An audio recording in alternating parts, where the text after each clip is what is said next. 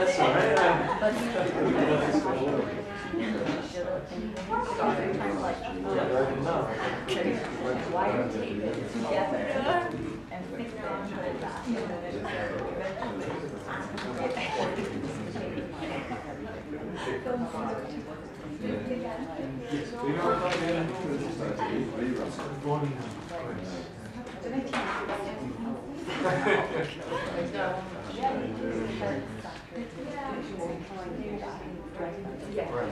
The rest of them is here.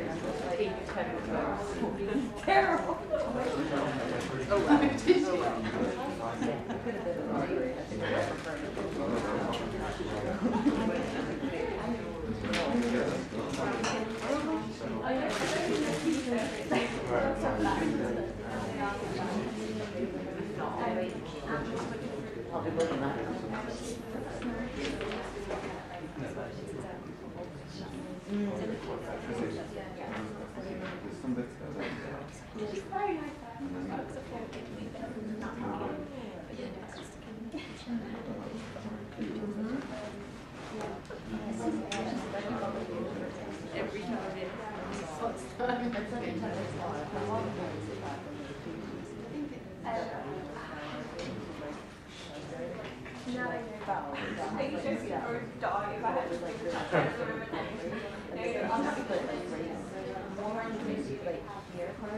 Oh no, but yeah, complete argument.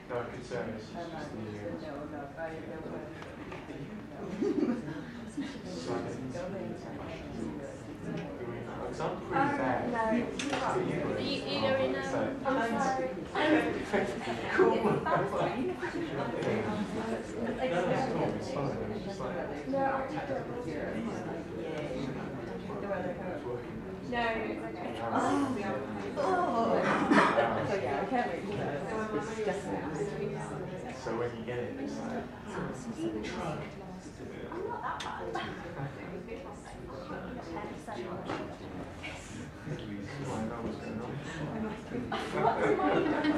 Oh my god, I'm definitely sorry.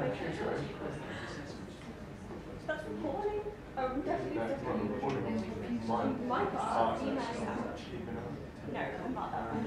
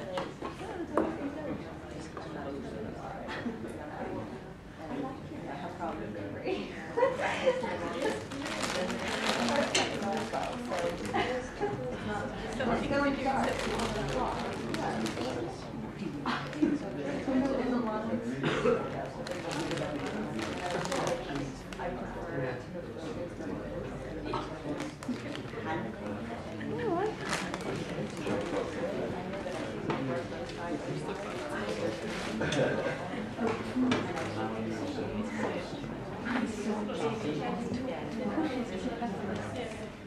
will minimum.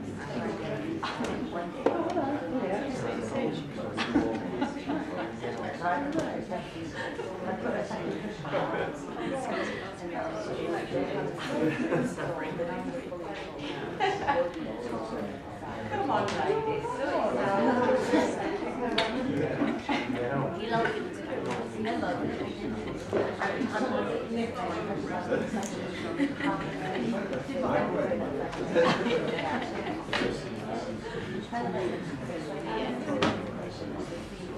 None of us have worked together.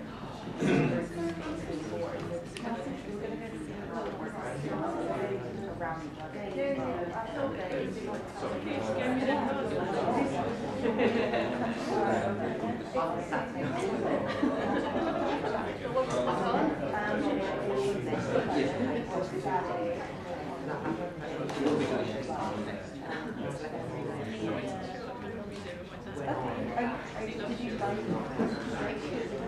I think so, yeah. It's on there.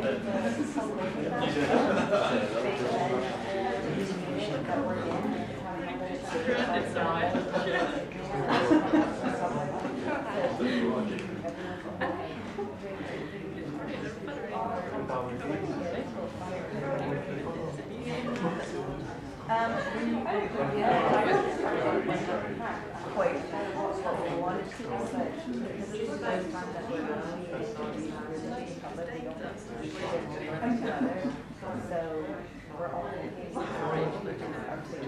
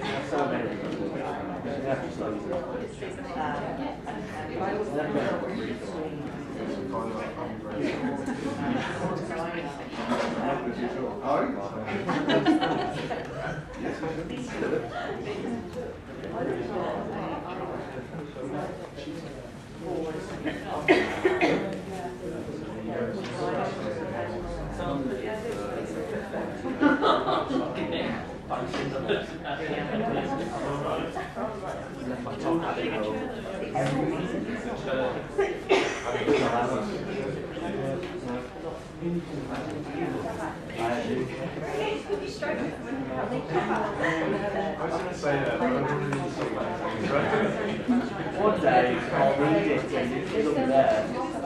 One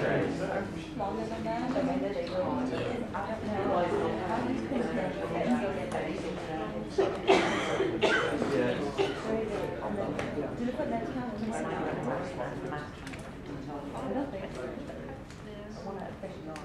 I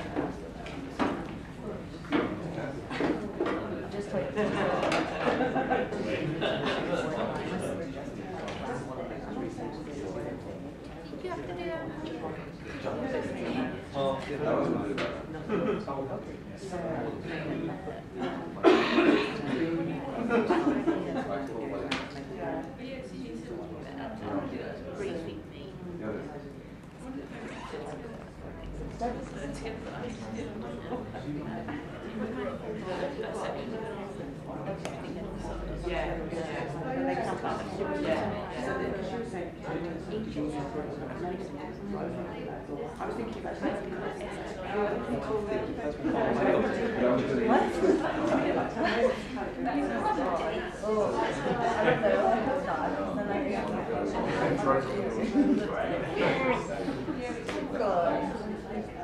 that's okay.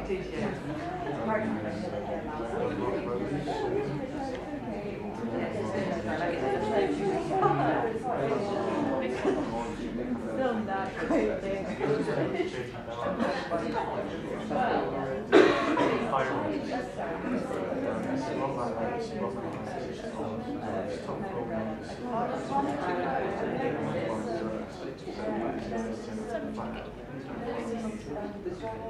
But then I think I had to go back over and basics of theory to try and make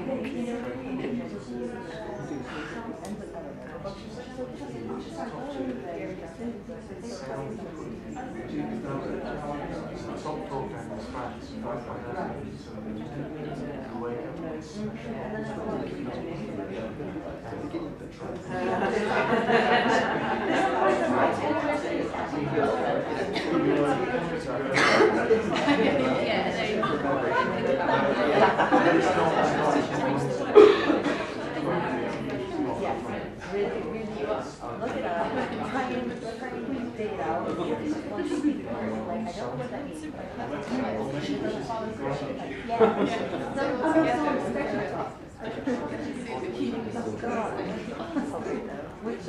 Which question you decided to use?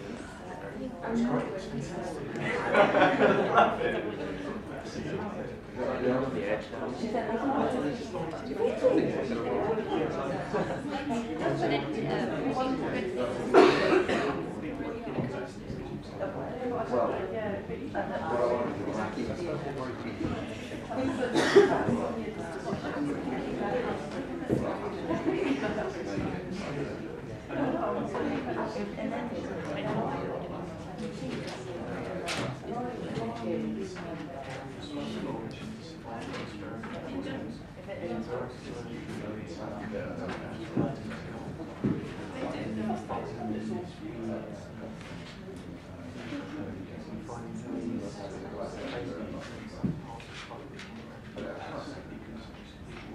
Hello, everybody. We'll just begin. Thanks. It's freezing in here. Yes. I do have a heater in my room, if you think it will help. Shall we put it? No. I don't think it'll make nothing will help. We're just going to freeze. It's fine. So now we're whittled down to ourselves. How lovely is that? Okay, you made it. You made it through.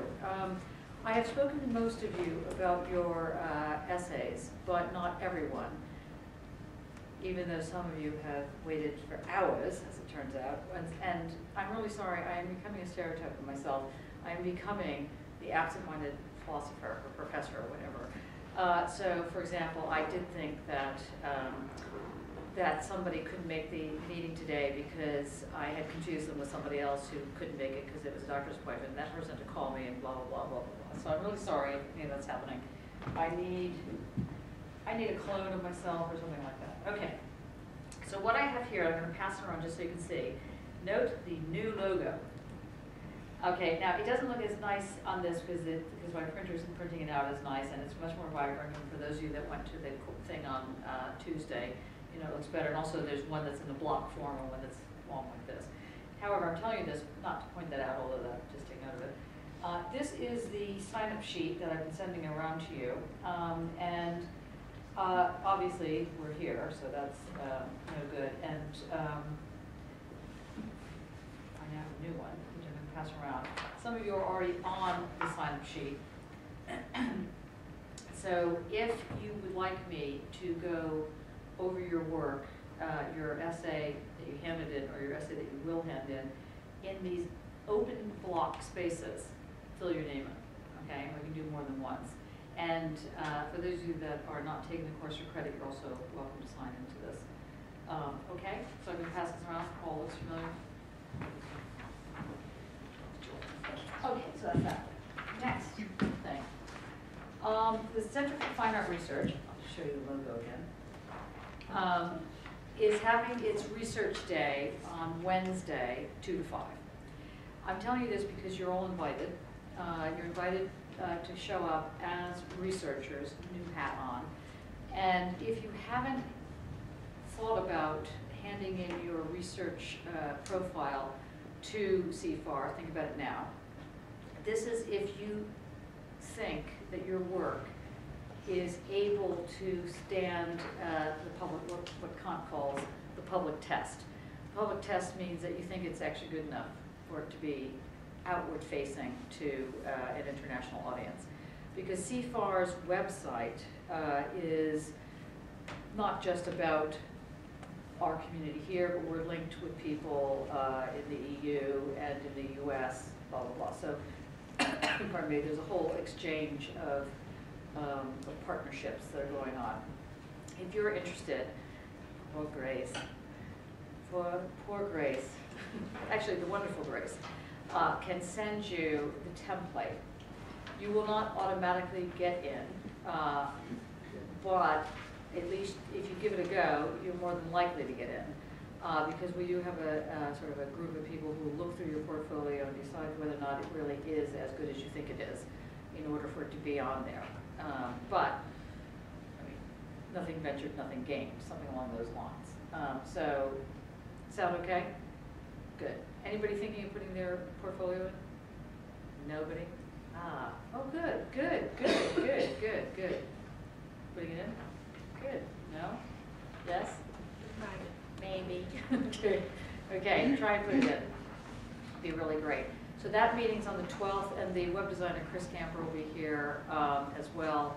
And there's a couple other things you need to know about. And the other thing is that I'm trying for a couple of bids. I have no idea if they'll work.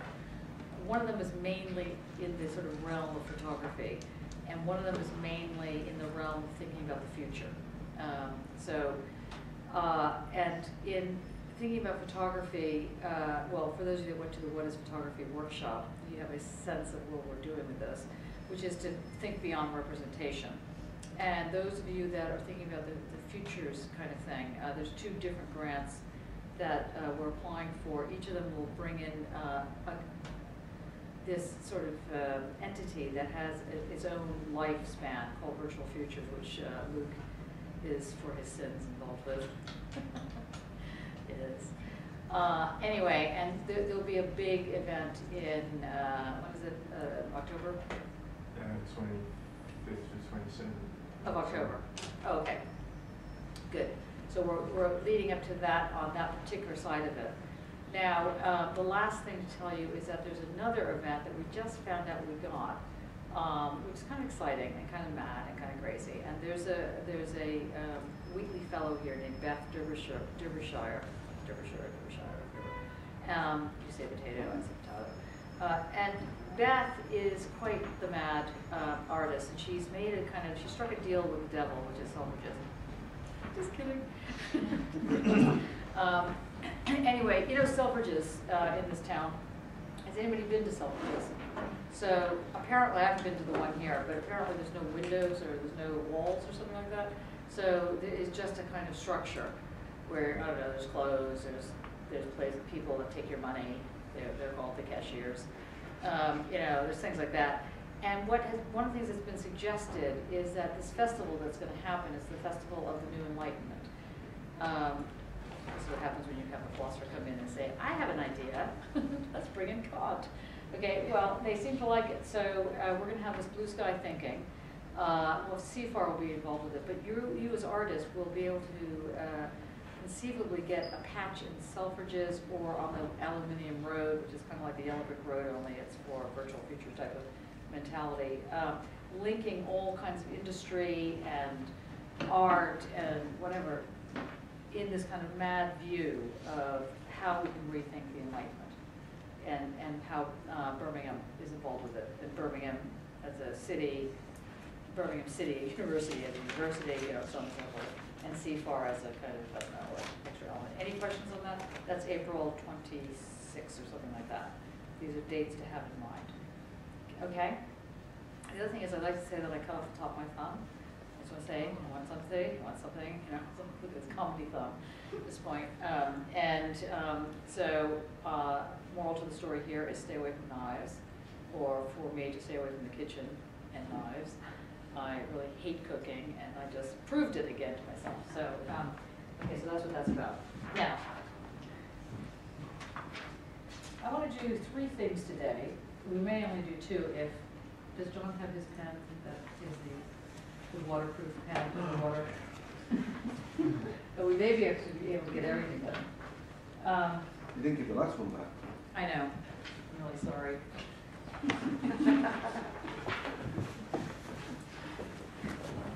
I'll give this one back after the lecture. How's that? It's all right. Bill. That's right, exactly. Okay. While I did make a big speech about the fact I wasn't doing any questions today, so we have a poor person sitting in thinking, yes, no problem, we're not going to go over the essays. It dawned on me while I was going over the essays with one of your colleagues in here that I need to explain question 1 to you a little bit better, and that'll lead me into the lecture. And that'll lead us into the famous question of the surface. And I may end up having to sit down again, kind of like fireside chat, and go over surface again with you. But let's hope that's not the case. So are you ready? Is it okay that we're going to go over what it is to be a degenerate? Could be worse, really. Right? So we shall go over that, and then I'm going to then move into negative dialectics. How many people have actually kept up with the readings or even know that there is a reading? I love you people. At least you're honest. Well, try and do a reading. Particularly this one, a child is being beaten. Very important. We'll get into it today. So we're going to move from degenerate to a child is being beaten. The question of negative dialectics, again, a different way into it, and hopefully we will end up with a surface that is not an onion. I hope. How many people found the surface question, or the surface discussion of last week helpful on some level? No one. Great. Oh, a couple of people. Okay, all right, fine. So I just want to throw out this question. What is a surface? What is a surface? Have we got that down yet? Does anybody want to throw out an idea before I weep?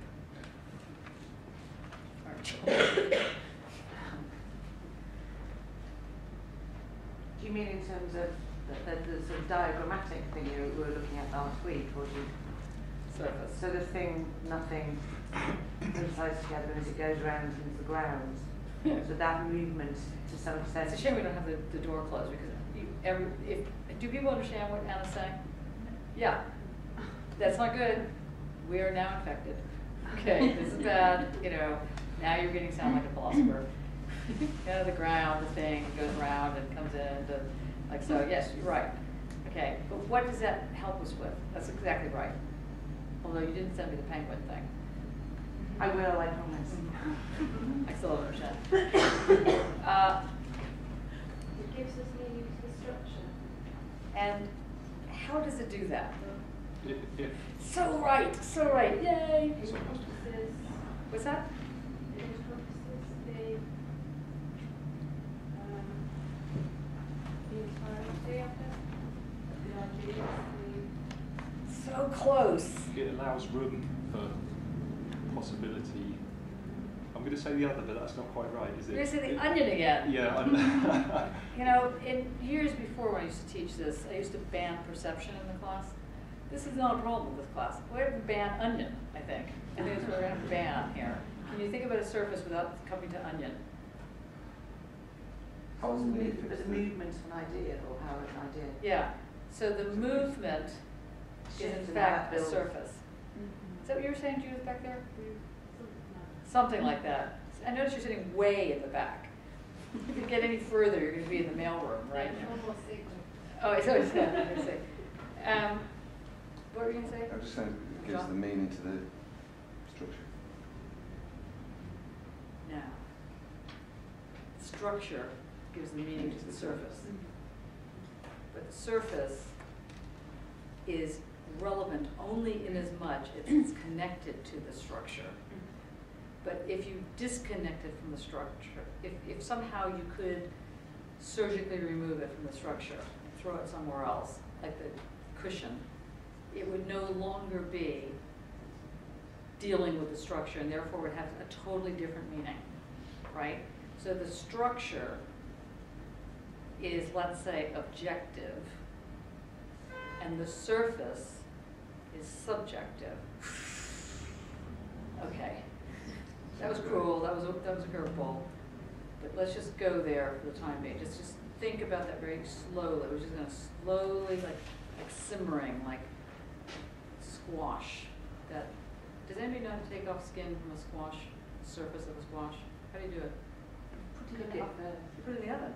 Yeah. Oh. Well, that's how I cut my thumb off. Because it has nothing to do with the scores. It's just, I wondered about that. Okay.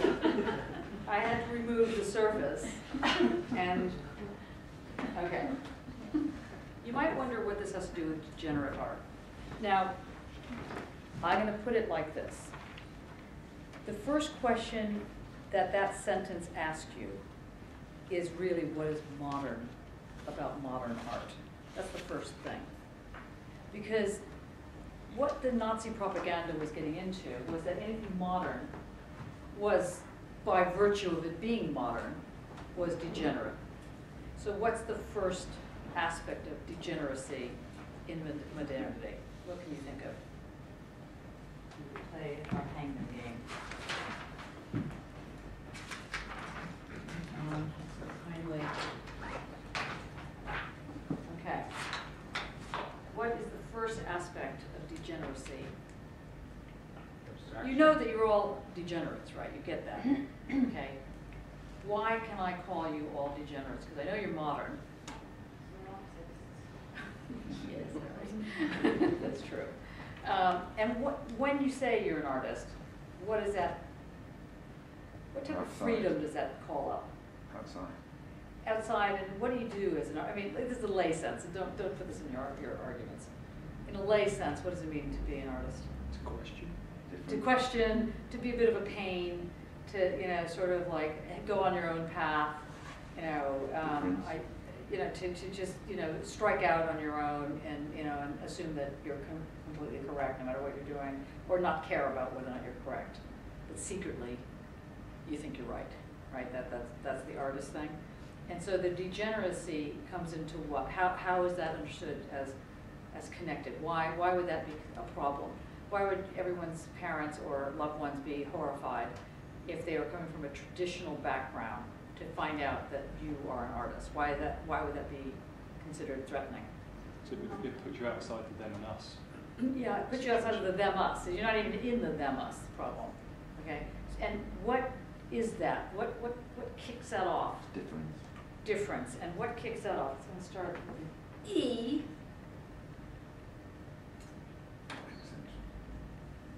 No. Citicentric. No. Stuart, did you say centric? No. I heard eccentric out there. Someone said eccentric in that corner. Starts with E.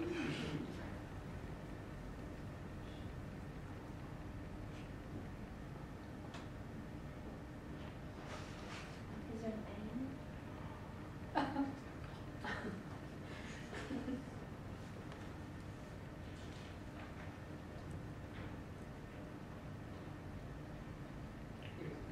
Hint. aim? Yes! Very good. Okay, enlightenment. Voila. And what does the enlightenment, what's the basic part of the enlightenment? To find an exit. Find an exit. And where are you finding exit from when there is no obvious jail that you're in? How do you know where the exit is? Feel. I feel it. I know there's an exit somewhere. You step off Nothing to do with instinct. the path. What's that? Step off the path. You step off a path. Off the path. Okay, off the path. Yes, that's possible. Fathers know. What's that? Fathers know. And what is this father's know? You say no to your father who support from family, you shun it and you go your own way. Okay, so and the father's no is this kind of limit. It's a wall. And so the first task, I mean, I realize that for all you fathers in here, you know, it is a little bit irritating to always get the blame on this one, but, you know, sorry about this, but anyway, this is how it's going at the moment. The father, in a traditional sense, is the one that says no, or the social says no.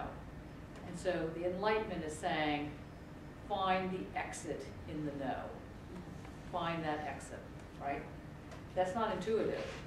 You've got to figure out how to do it. And what's the first step you have to do to find the exit? Take self-responsibility. No. Dare to know. Dare to know. Good. These are like learn the buzzwords here.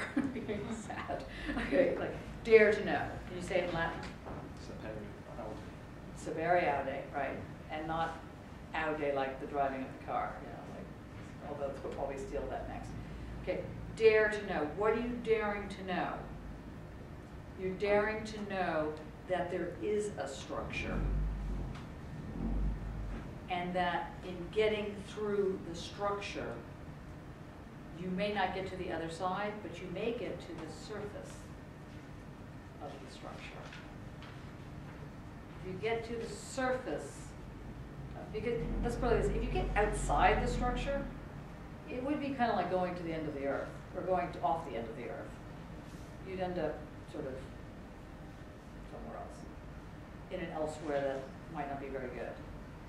So the idea is you go off the path, but you don't go off the path to such a degree that you end up, you know, with these like, you know, really long fingernails and, you know, no showers and, you know, you're just sort of demented running around. That's not really the idea. I mean, not really. So the degenerateness of something is that you're not in the game. You're not in the structure. But you can never be so far outside of the structure or you'll die, right? I mean, isn't that sort of the case? And anybody that has families, for example, how far of the structure can you get outside of before you have to at least go home and pay a mortgage bill? Or go get, jolt back to reality, you know, someone's going, you know, Mommy, can I have something? You know, it's like, okay, you have to deal. You can't just sort of say, whatever. You know, so in breaking the structure, there's only so far you can go without getting too, you can't go so far off the structure that there is no structure. Does this make sense? Probably not. So where you get to is the surface of the structure. So the exit isn't like a door to another universe, although that's one way of looking at it. The exit means getting to a surface. The surface is the last part, as it were, of a structure. But really, what I think Anna was saying, or maybe Judith was saying it in the back, someone was saying it back in this section, the don't really want to be part of the group section, back here, don't bother me. That group is saying something like that there's movement. The movement forms a surface, but it doesn't form just its own surface. It has a surface because it's attached to the structure. But it's attached to the structure because it is the mobile, unsayable something that is at the edge of that which exists. So if I say to you, edge of the earth, I say, let's travel to the edge of the world. Now, if you were on a ship, and you were traveling in the ship on Earth to the edge of the world, where would you go?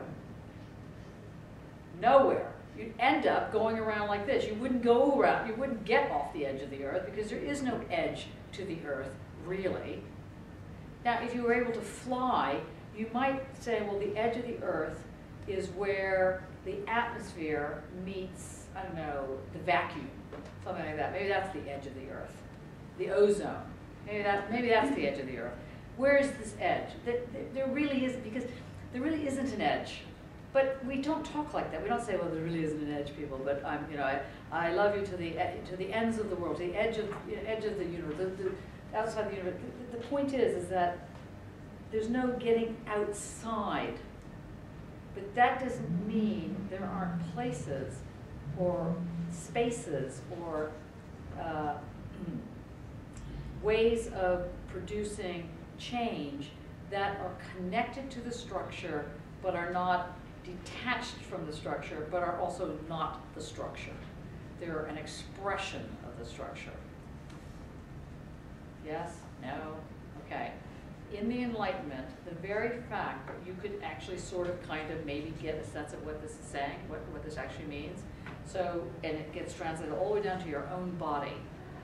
You say, I own my body, and therefore, whatever property else I may or may not own, I at least own this, and I can deal with this as I see fit, with the only exception that you can't kill yourself at this point in this society. But otherwise, you own your body. You take your drugs, you can do something to yourself. Doesn't matter. You own your body. That is the first step of liberalism. It's the first step of enlightenment, and it's the first step of being a degenerate. Because when you realize that this is a form of choice, we haven't even really gotten to yet, and the choice isn't just coming from your own little head, but because you can't get out of the society, because you're not able to extract yourself from the social, at the same time you're able to move, the fact that you think that things can change is the very basis of modernity. That is what makes something modern. So what makes something modern art is precisely the same principle, which is to say that in modern art, what actually happened in the movement of art is that artists, mainly painters, broke the frame. Literally. They stopped seeing that an image was, within a certain parameter, so that you're only dealing with something that was inside here. And modern art basically said, well, first of all, the frame is making one deal with this thing called representation, which we'll get into in just a second. And so you're representing something on a frame. Either you do it really well, or you do it very oddly, or you have some style. This is all traditional forms of art.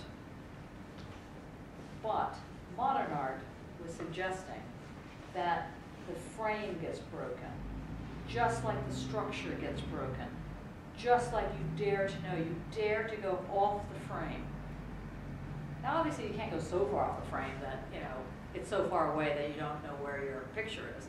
You don't know where your social is. So modern art would be kind of crazy to have some sort of painting of which it didn't exist anywhere except it existed somewhere in the north of England. So but when the painting came, you know, there was nothing. It was just like Emperor's New Clothes. Everybody sagely nods, oh yes, beautiful. Put it up there on the wall, nothing's up there. Because the actual painting is somewhere else. No, it's not quite that bad. Because if you go too far off the structure, you do fall off the edge of the earth. You can't get, how far can I go off this stage before I fall off of it? Probably not too far, right? That is called a critical distance. How far can you back away from the frame before you're not in the frame at all? Before you have no relationship to it? However far you can back away from it, the distance between that structure and how far you can back away, that's the critical distance. For the Frankfurt School, it became the basis of them understanding critical theory. And so they basically said in order to understand the social, you have to get a critical distance. But if you get too far distance from it, then you just talk gobbledygook, like people that present budgets, for example. You know, if you get too far from the present, if you get too far away, then it's just abstract what you're talking about. And if you get too close, you can't see it because you're too close to it. So the critical distance was the kind of piece of Zen string. How far is this? How long is this piece of string? How long do you have to go before you have the right relationship between as far as you can get and the structure? And if you go too far, then you have gone off the surface. So the critical distance is not the surface, but if you get too far away, so that you now can't make anything other than abstract remarks, then you have gotten off the surface of the structure as well. Make sense so far? You following this? So modern art broke with the notion of a subject.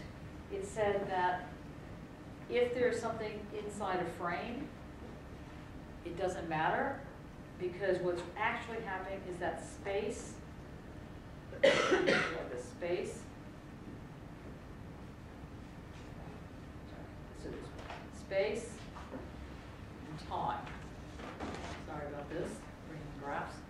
I know it's like, okay, space and time gets broken. So you go at some distance, and suddenly the axis might go slightly like that. See, the day job. Okay, I'm trying to draw it so that it goes. That's supposed to be that. Okay. That the perspective started changing. You got something like cubism. In cubism, suddenly you have with Picasso a different way of understanding not just the structure, but the surface of the structure. And that the surface of the structure, and finally just the surface, was in fact what was giving something its spatiality, its meaning. It's not that the surface gives meaning to the structure gives meaning to the surface. It only goes one way in this case. The structure gives meaning to the surface, and if you get too far off the surface, you collapse. If the surface gets removed from the structure, it doesn't have the same meaning. This is modernity. Post-modernity is something else. Post-modernity is next semester. Okay. Modernity is saying that the structure involves movement. The movement is itself creating the ability to have a critical distance. The critical distance allows one to get far enough away in order to see where the exits are, or to see that there are exits. Maybe you don't even know where the exits are, but maybe you just know that there can be an exit. So you follow that hunch. It's a treasure hunt. And as I was saying to someone today, remain unnamed, Simon, the question of the paradox in Kierkegaard, for example, the teleological suspension of the ethical. Emphasis here on suspension. We're suspending something means, like think of a suspension bridge. It hangs. So it catches a certain type of time and puts it on pause. It suspends. But at the same time, precisely because it's suspending time, it actually allows for movement. So that's weird. That's a paradox. So you have this idea of suspending time and at the same time creating space in the suspension of the time. This is the basis of modern art. This is the basis of modernity. It takes from different players. It takes from Newton. It takes from Kant. It takes from these different ways in which one begins to think, okay, yes, dare to know, but how do you get there?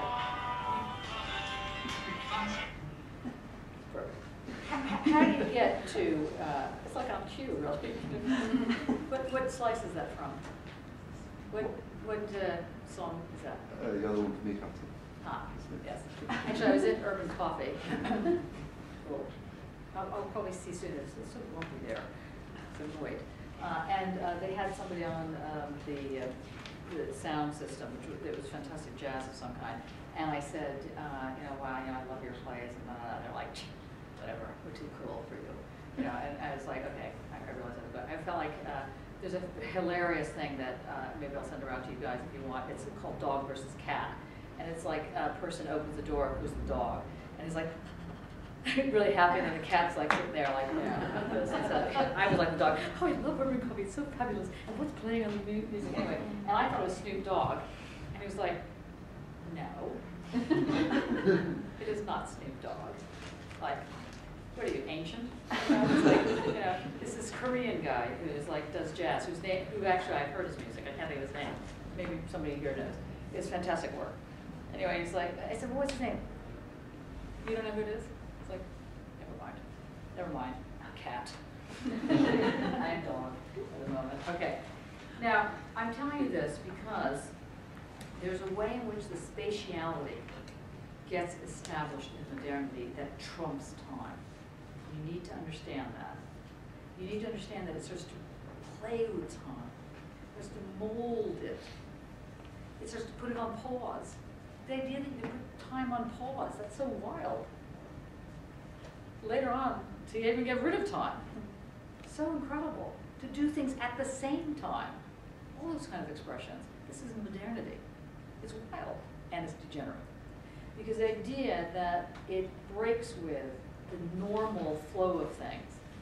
It breaks with the way in which something can be totalized, becomes the issue, the thing that's at issue with that kind of questioning. Because it's okay to question things as long as when you question things you come back to the tradition. That's normally how it goes. I mean, usually the argument is, when you're a child, you're supposed to be, very radical, and then by the time you get, to 28 or something, or 30 or something, you become much more conservative, and by the time you're 50 or 60, you're like, an absolute fascist, but pretty much really right-wing, or anyway, conservative. So one worries about the youth of today, some of them, who start out being really right-wing. And you think, wow, where are you going to go with this? This is really, the Nazi Party made the argument that anything that started looking at flattening time in this way, flattening space in this way, where you could question it, where you could get that critical distance, was a problem. So you need to understand when they asked the question, the term degenerate art was consistently used by Nazis to describe virtually all modernist art. That's because most modernist art broke the frame. That was the whole purpose of the modernist art. And so that it was abstract. It wasn't abstract, and that's why it was modernist art. It was abstract because the abstraction was expressing a surface. That's why it worked as abstract art. It didn't work as abstract art just because someone threw a couple things on a wall and just got those colors and go. I think we'll work with that. It was because the artist got the point about how a structure operates and then could take the critical distance. That's how it begins to work. And that's how, there's a very good book called How New York Stole Modern Art, or something like that, or How New York Stole Modernity, or something about New York stealing it, or whatever it is. Take a look at it, Google it, you'll find it. And they get into this whole question of how this thing called modernism gets established from the point of view of art, and from the point of view of the artists that are able to get this distance. Now, basically Adorno then suggests that you should never have to defend yourself about being degenerate. First of all, it's annoying that you're being called degenerate. But even if you want to embrace it and say, yes, I am the new, degenerate is the new queer, or the old queer, or that kind of thing, whatever the name. If you want to embrace it and make it work, as it were, it's that kind of thing, two things will happen. One is that if the social is moving toward a totalizing environment, you're going to be in trouble. You're going to be arrested, you're going to be laughed at, people are going to make you feel stupid. And it won't help if you also feel stupid. So try, I beg of all of you to pretend that you're intelligent, even if you don't secretly know that. Just try it on for size. Just wear it as an outfit, saying, oh, yes, I'm okay. Because you know the right wing does, so you might as well just sort of get used to it. You know, the worst that happens is it turns out you are not intelligent. Nothing lost. You know, so just pretend for the length of this course that you actually are. Pretend you're really intelligent. Go further than that. Say that you go home tonight in front of the mirror and just write, I'm a genius. Write it everywhere. In fact, especially for those of you doing a PhD, definitely write everywhere so you'll forget. Now, I say this because when Adorno says art need not defend itself against the rebuke that is degenerate, art meets such rebuke by refusing to affirm the miserable course of the world and its iron law of nature. Could you make it clear on the screen? Oh. Okay, can I make it clear? Yes, I can, Anna. Zoom.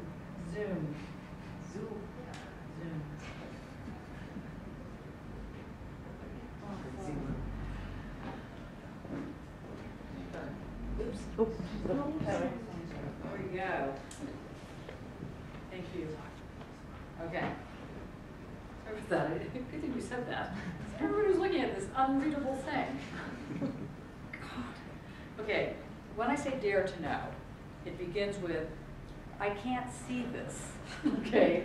Dare to make it larger, please, okay, something like that.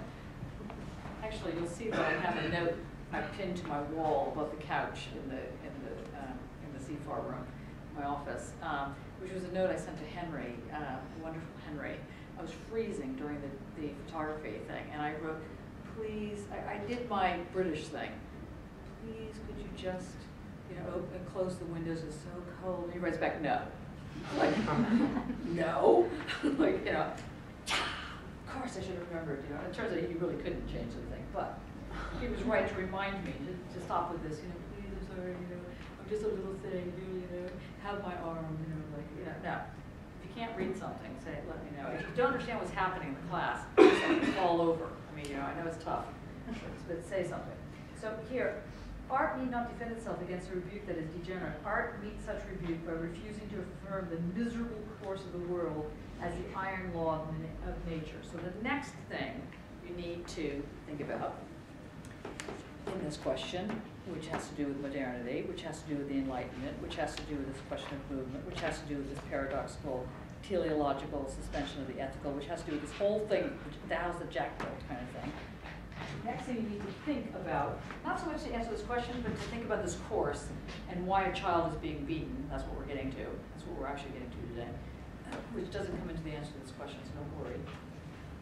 Is this thing called the iron law of nature. The iron law of nature, for those of you writing on objectivity versus subjectivity, when someone raises this thing called the iron law of whatever, anything that's iron, is supposed to imply that it's not bendable. It's not breakable. It is what it is and it's not what it's not. It's an iron law. Put it laughing. We bend iron. Yeah. Exactly. Yeah. Well, this section over here is alchemist. You know, it's like, you know, you're like the early philosophers, you know, alchemists. But the idea that it's not bendable, that it is a fascist, it is what the fascist argument is putting forward. There's an iron right way, there's a right way and a wrong way, and you're doing it the wrong way. That's the iron will, something like that. So this notion that nature has its own logic, and that logic is an iron, not changing, not bendable, not anything kind of thing. Well, unless you're a creationist, are there any creationists in the room?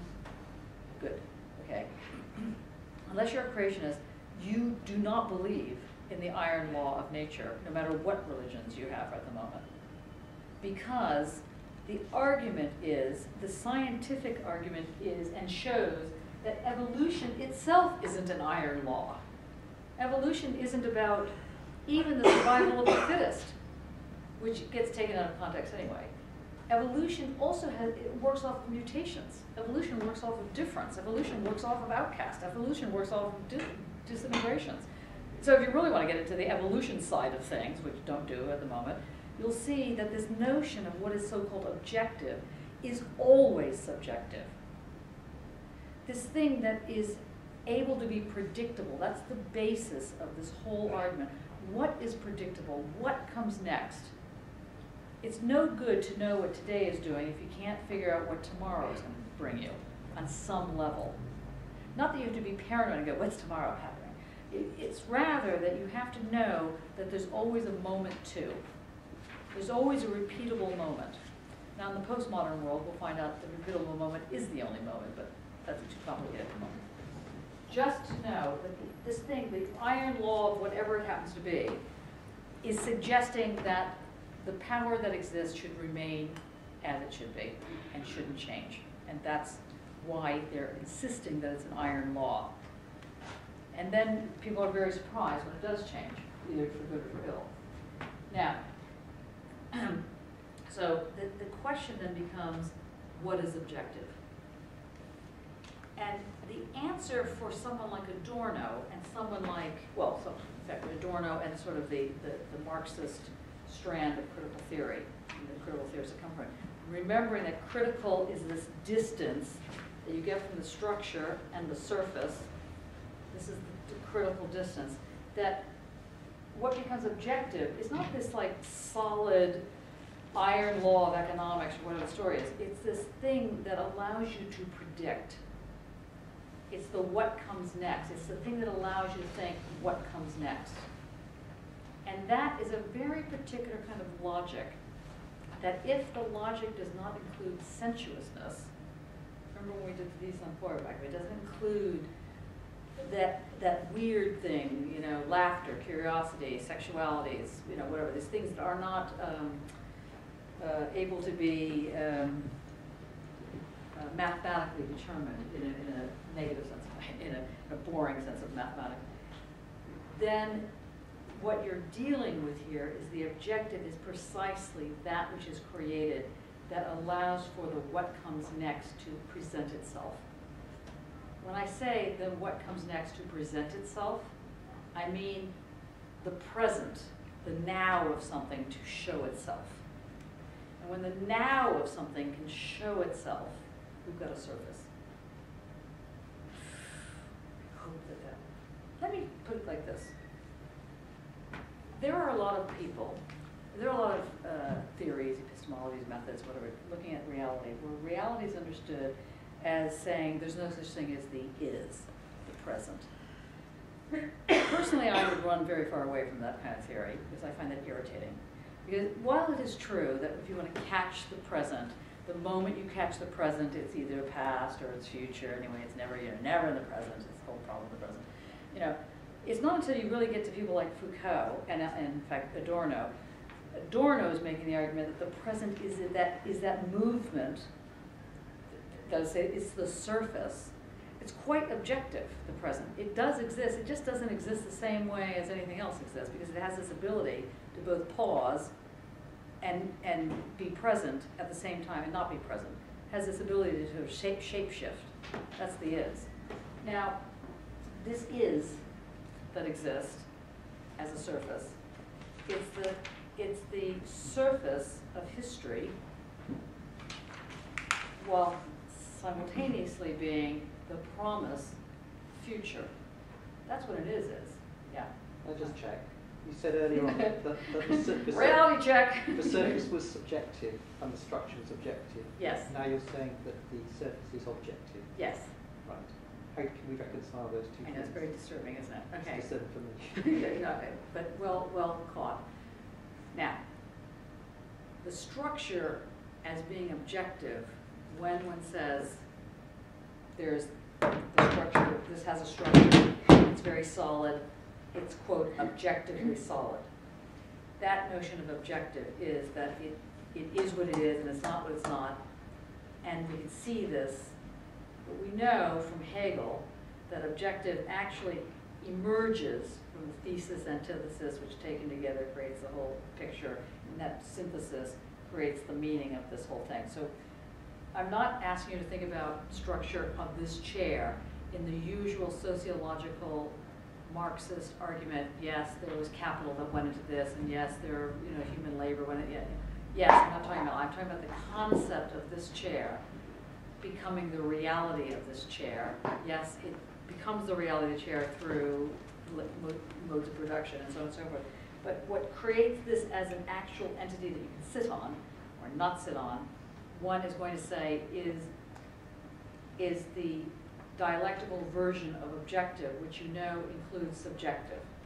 That the subjective gets sublated into the objective, and that becomes the ground of this item. Okay.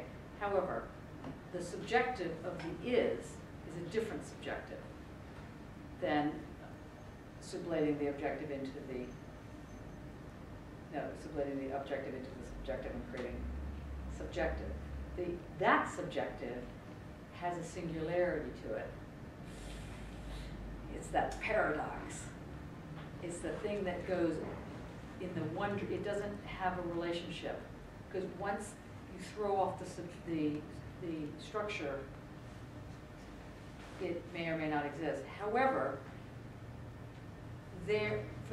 when you are dealing with the surface, it's an actuality. It has material forces, or anyway, some kind of forces, that coalesce to create a something. That you can predict in the widest sense of the word, talking about how these things come together. That gives the surface its objectivity. So the surface is subjective when we're talking about it as a singularity, but when we're talking about the surface, which we will begin to realize has something to it that allows it to be present, to make itself present, to be on the surface or in the surface or of the surface or next to the surface or something to do with the surface, means to have some kind of relation between the way in which it can be predicted to do something else, to do the next step. To the degree to which there's a prediction, a movement involved, that you go from point 1 to point 2, you have an objective scenario. Okay, let's do it with music. This might make more sense. A sound. I'm listening, some sort of sound. I mean, does anybody have a good voice? Nobody's willing to admit. Okay, fine. Okay, so there's sound. You sing something. I don't know. Mary had a little lamb. Whatever. And because you know the tune. No, it's a bad example. Let's just say that there's some kind of. Dave Brubeck died today. He was a jazz musician. He lived for a long time, but he influenced a lot of people. Anyway, the point is that you can actually whistle his tunes at bus stops, according to the BBC. I was not one of those people who do that, but anyway.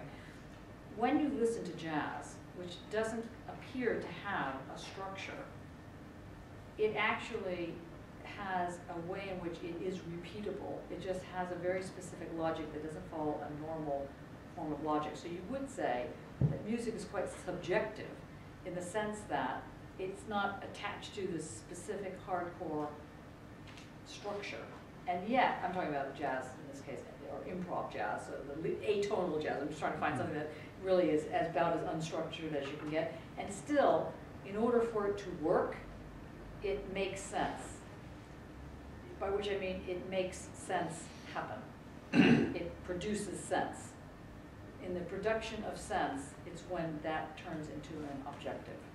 I mean, its goal. I mean, it's when it becomes objective, when it becomes solid, as it were, becomes real. Does that make sense, Simon?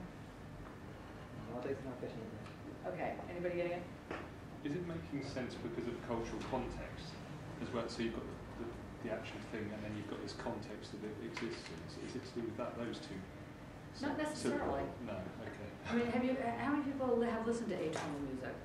How many people know what atonal music sounds like? Can you hum a few bars of atonal music? Seriously. Oh, try something. Can anybody give an example of atonal music? What? Yeah, but can you do it loud? You can, oh, good, yeah, great.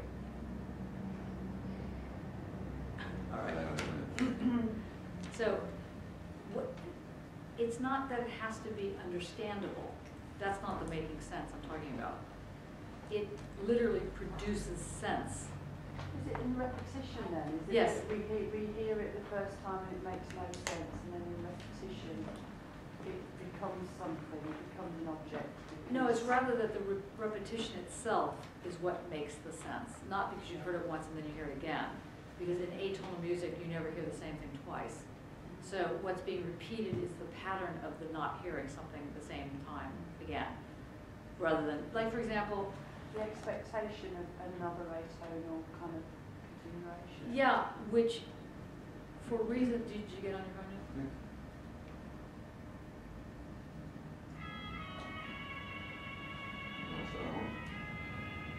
Okay, that's not atonal music, I just want to mention this.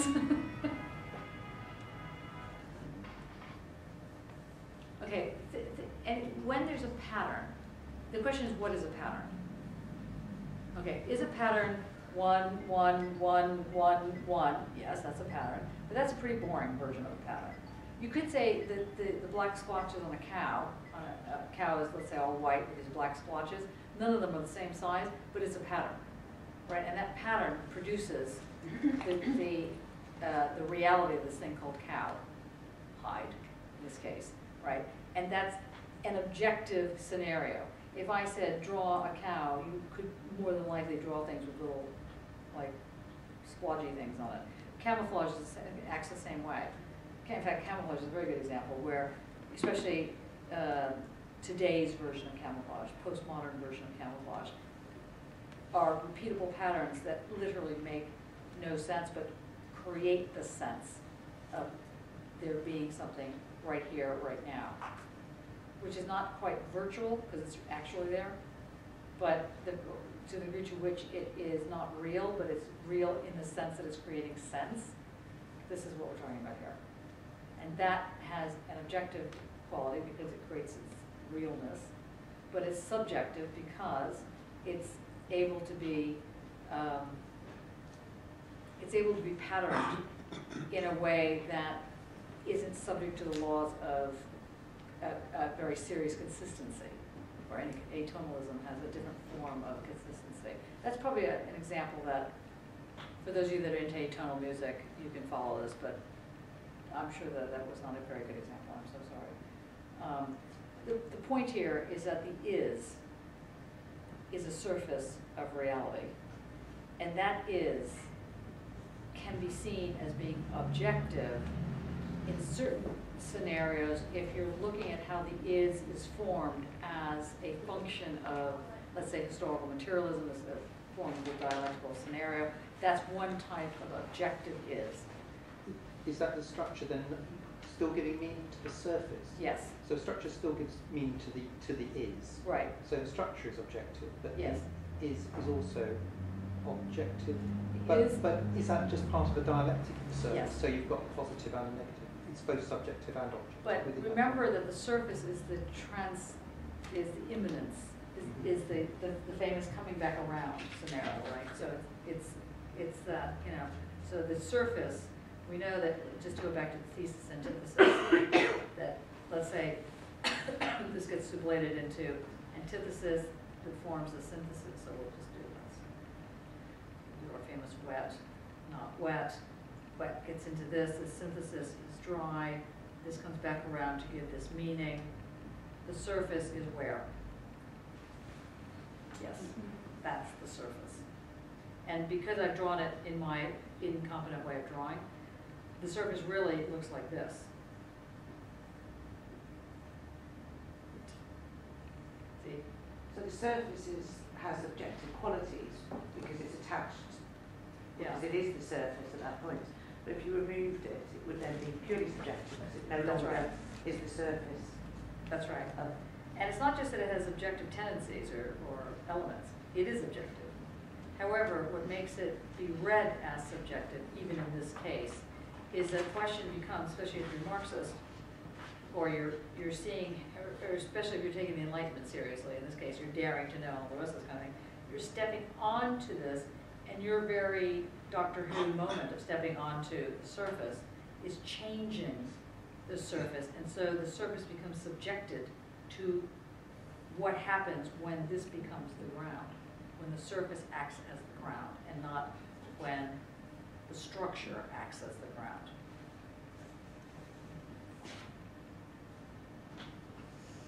Grace looks quite ill. What do you think? It's okay. It's okay, leave me alone. I need to throw up. I was telling the people of the National Health, I do, thank goodness for the National Health, like I say, but 3 hours. It was like, this is 3 hours. I know the people, it's Friday night, so I mean, there's people like shot themselves and whatever they've done and done. I'm like, these anyway, and they were like, 3 hours is excellent. You're only there for 3 hours. I was like, my God. 3 hours is a long time, which is subjective, the 3 hours, though it was objective. It was, those 3 hours still remain a haunting memory for me, but they were really the 3 hours, and at the same time, they were some other form of hours. They were hospital hours, they're NHS hours. I don't spend 3 hours like that normally. I don't spend 3 hours with people that are like, have nowhere else to sleep except the hospital rooms. That was happening. You had this kind of milieu where you're spending, so it's a certain kind of time gets brought into that form. And when that kind of time gets into that form of the surface, you have a relation between subjective and objective that creates the is. Clear as mud, clear-ish. To read this, to make sure that you can hear to hear what's being said, hear with your eye, attune yourself. Please read either the stuff that's in the course outline. You don't have to go off and just carve your whole destiny by staying in the library and just reading everything that comes to you. Just deal with the course outline because they've been self-selected for you. So you can get a sense of what you need to look at so that this begins to make more sense. Now, in this, that's only the first part of the question, and that's also the first part of the course. So what these 2 other things are asking about are 3 things. One is asking you, how do you deal with doubt? Why is doubt important here? Doubt gives you your way in, finding the exit. Because doubt isn't about thinking something doesn't exist. Doubt is precisely thinking something does exist. The thing that does exist is the surface of the structure that you can get to. This is all a part of what makes you a degenerate. Because that you're thinking, that could conceivably think, that there's a way out, and that on the one hand, this whole social could take the way out, but actually usually just 1 or 2 people take the way out. So what makes that work is what that question's asking you. Any questions so far? How many people are doing this question other than, I know one person's doing this question. Is anybody else going to do this question now? This is a very tough question. I want you to know, Daniel set that question. Yes. And I also want you to know, whispers I've heard, that I did not suggest that you shouldn't write as Daniel suggested. He gives very good advice.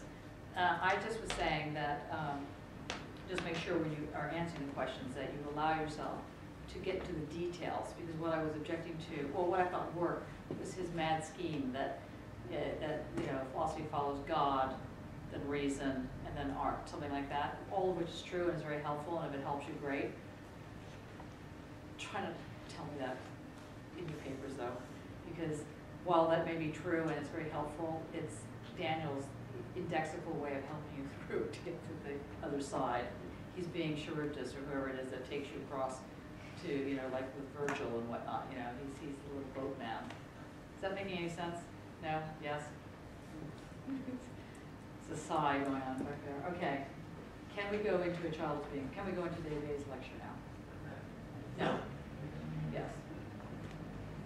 Why do you think a child being beaten would have anything to do with this?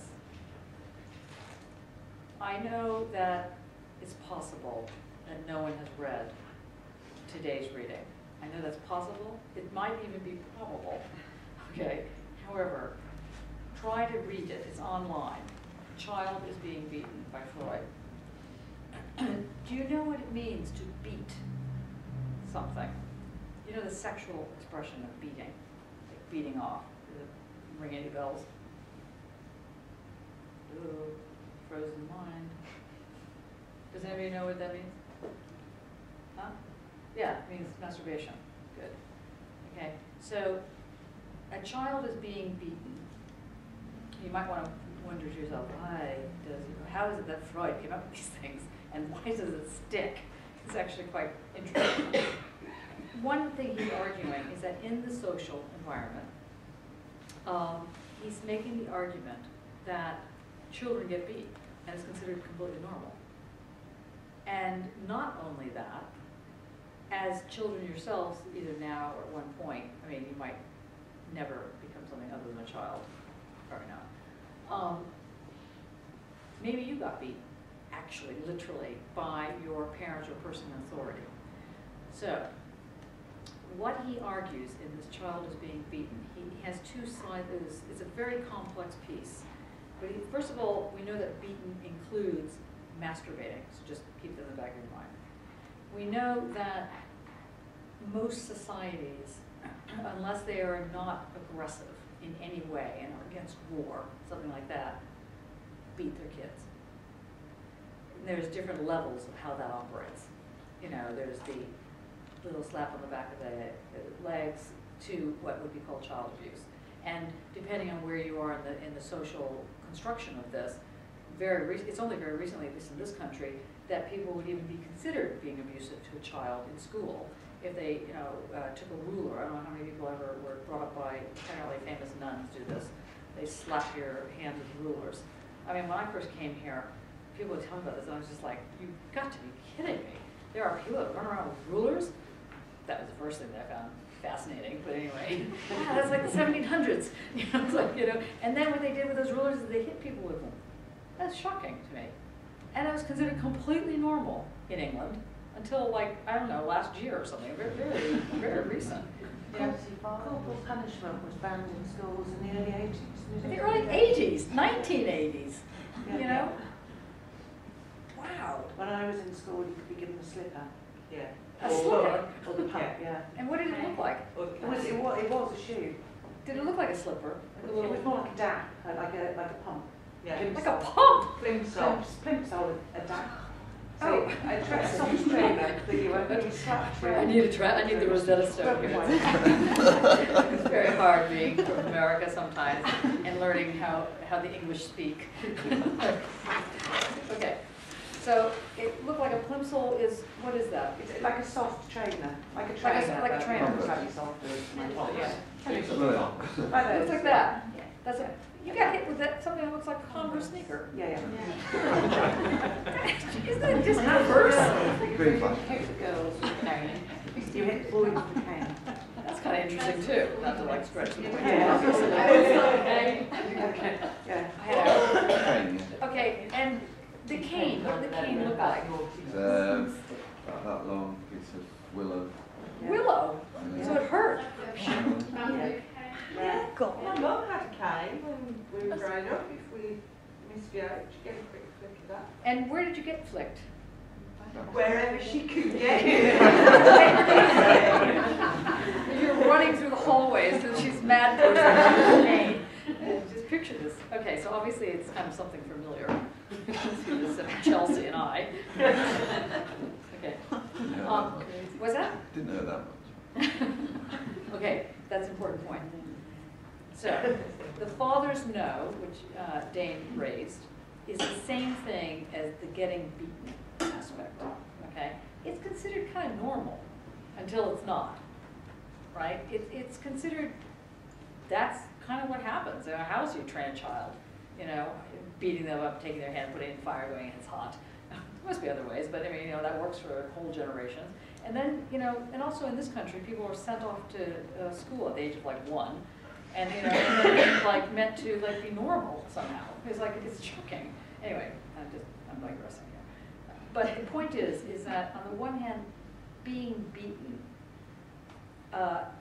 which evokes masturbation, and on the idea of masturbation, and on the other hand, that this would be considered kind of what happens in childhood, sort of. You know, there are, let's say, degrees of being beaten. But, you know, on the one hand, you have to assume your parents are not complete monsters. And even if they are complete monsters, you can't necessarily believe that, because that would be just so awful. So you have to decide, somehow you have to build up in your way of dealing with this as the child being beaten, that, you know, your parents don't really mean it, or they don't mean it in the way it seems like it obviously is happening, or, you know, the mad nuns running around with their rulers and, you know, this kind of thing. I have spitting nun. Do you ever seen this? Nunzilla? I'll bring it in and show you. Spits fire. Anyway, and she walked. I did a whole film with Nunzilla.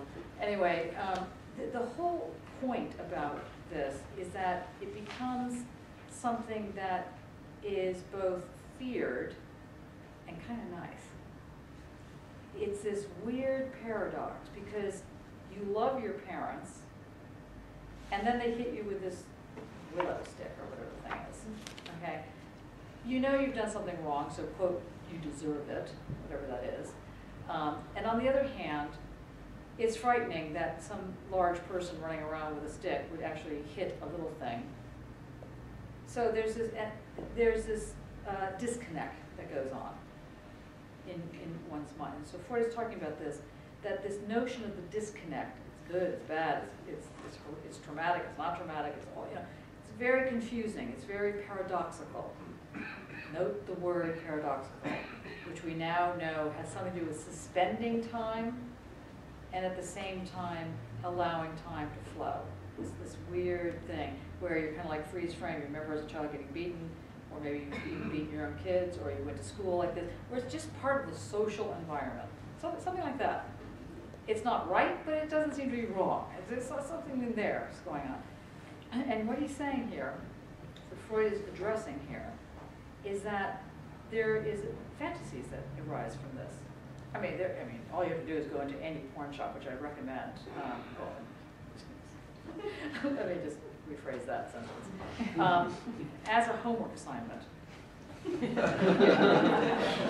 Seriously, as a homework assignment, I think it's very important, especially if you travel to different countries, like I do a lot, and I consider this a different country. I consider Birmingham a different country, so I mean, honestly, the best way to understand where you are is to go into the porn shops. Not the pawn shops, by the way, P-O-R-N, pornography shops, sex shops. Go into a sex shop. Try not to get in trouble, because it'll all come back to me and I'll be annoyed then, okay? But you go in there and just see what they're selling. It'll teach you a lot about what makes sense. I mean, when I first came to London, and I was living in Soho for so long, as I told you, the porn shops had rows of caning stuff. Rows and rows. It's just like, wow. These people, and the whole thing about dressing up in school uniforms, big. People pay big money to have somebody dress up as a little girl or a little boy or a little boy girl or whatever the story is in these mad school uniforms and hit you with a cane. You don't even have to have sex. It's actually quite impressive. Not that I'm suggesting you make money this way. I'm just saying that you can just find out. Now, the thing that's interesting about this, that Freud gets into about it, is he's saying that this sexualizing of the no, the sexualizing of the getting hit, is precisely what a child does in order to soften the blow. The child is getting hit by someone they love, or anyway, someone they depend on. Maybe they don't love them at that point, but they certainly depend on them. The child is getting hit, the child is being beaten. The child has to not see it as the most horrible thing in the world, or will never survive it. Just become completely mad. There's something to be said about whether or not this country is completely mad, but that's another thing. Anyway, and the child then develops a sexual fantasy around being beaten. All children, he's saying. And he does, he does make a distinction about girls being beaten one way and boys being beaten another way. It's all seen as the father's no, even if the father isn't literally the one doing it. Because it's the position of authority that's doing it. So it could be the mother, it could be, like in your case, it was your mom running around, right? So it could be the mother doing it, but the mother is enacting the father's no, basically. And the father is enacting the father's no. That is to say, there's a no, a big fat no running around, following you. No, no, no, no, no, no, no. And in order for you to deal with that, you have to take it on and love it, and love the no. I'm going to talk in these kind of mad philosophical ways of talking. So you're going to love the no. You're going to love the fact that you're being told no, and that you're getting beaten by it, by somebody that you love, by somebody that you trust. Now, that makes it very hard to escape from those situations. It's tough to get out of the father's no once you cross into the boundaries of getting sexually excited about it. The enlightenment kind of goes out the window because the father's no is very strong. Because the father's no has got you by the short and curlies, as they say somewhere in one of the countries I live in. Literally. Because beating off and getting beaten become connected in the child's mind. And as an adult, the beating isn't just because you were a child and you got beaten. There is a sadistic pleasure that arises. The sadism comes out of it. Now, Adorno is interested in this sadism. A lot of the people that are dealing with fascism and having seen their families destroyed, well, right now there's places in Rwanda and wherever where there's terrible genocides going on, always based on sexual repression. Whatever else is going on, whatever other hatred is being presented, the main hatred is around sex. It's interesting. The main repression is around sex. So the father's no always presents itself first and foremost sexually, and it's a repressed sexually. So part of the Frankfurt School's argument is that this critical distance, you need to inhabit the no.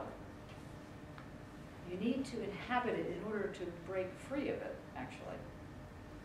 Or to learn how to at least handle it. Because the father's no is very powerful. The father's no is the cane. And there's something really not refreshing about it, what's the right word? There's something that focuses the mind. And once you're focused, you think, okay, I don't know where I'm going, but no, who knows where they're going? At least now I'm focused. I know, you know, those of you that slap yourselves to get yourself going in the morning. You know what I mean? You know, this kind of like, for those of you that are getting mad at yourself, you've had the father's no. That's where it comes from. You have been beaten as a child. So when you get mad at yourself, you're not doing enough, you're not perfect, you're not doing it right, this kind of thing, that's the father's no, speaking in volumes in you. Okay, now, of course the Enlightenment is telling you, get rid of the father's no. That's what it's saying. It's like, you know, throw out the father's no. Well, it's not so easy. Because you can see the surface. You might even be on the surface. But there's something like the siren song, something like, oh yes, I remember that. It focused my mind. You know, it's hard to break from the father's no. And because of that, fascism is a lot more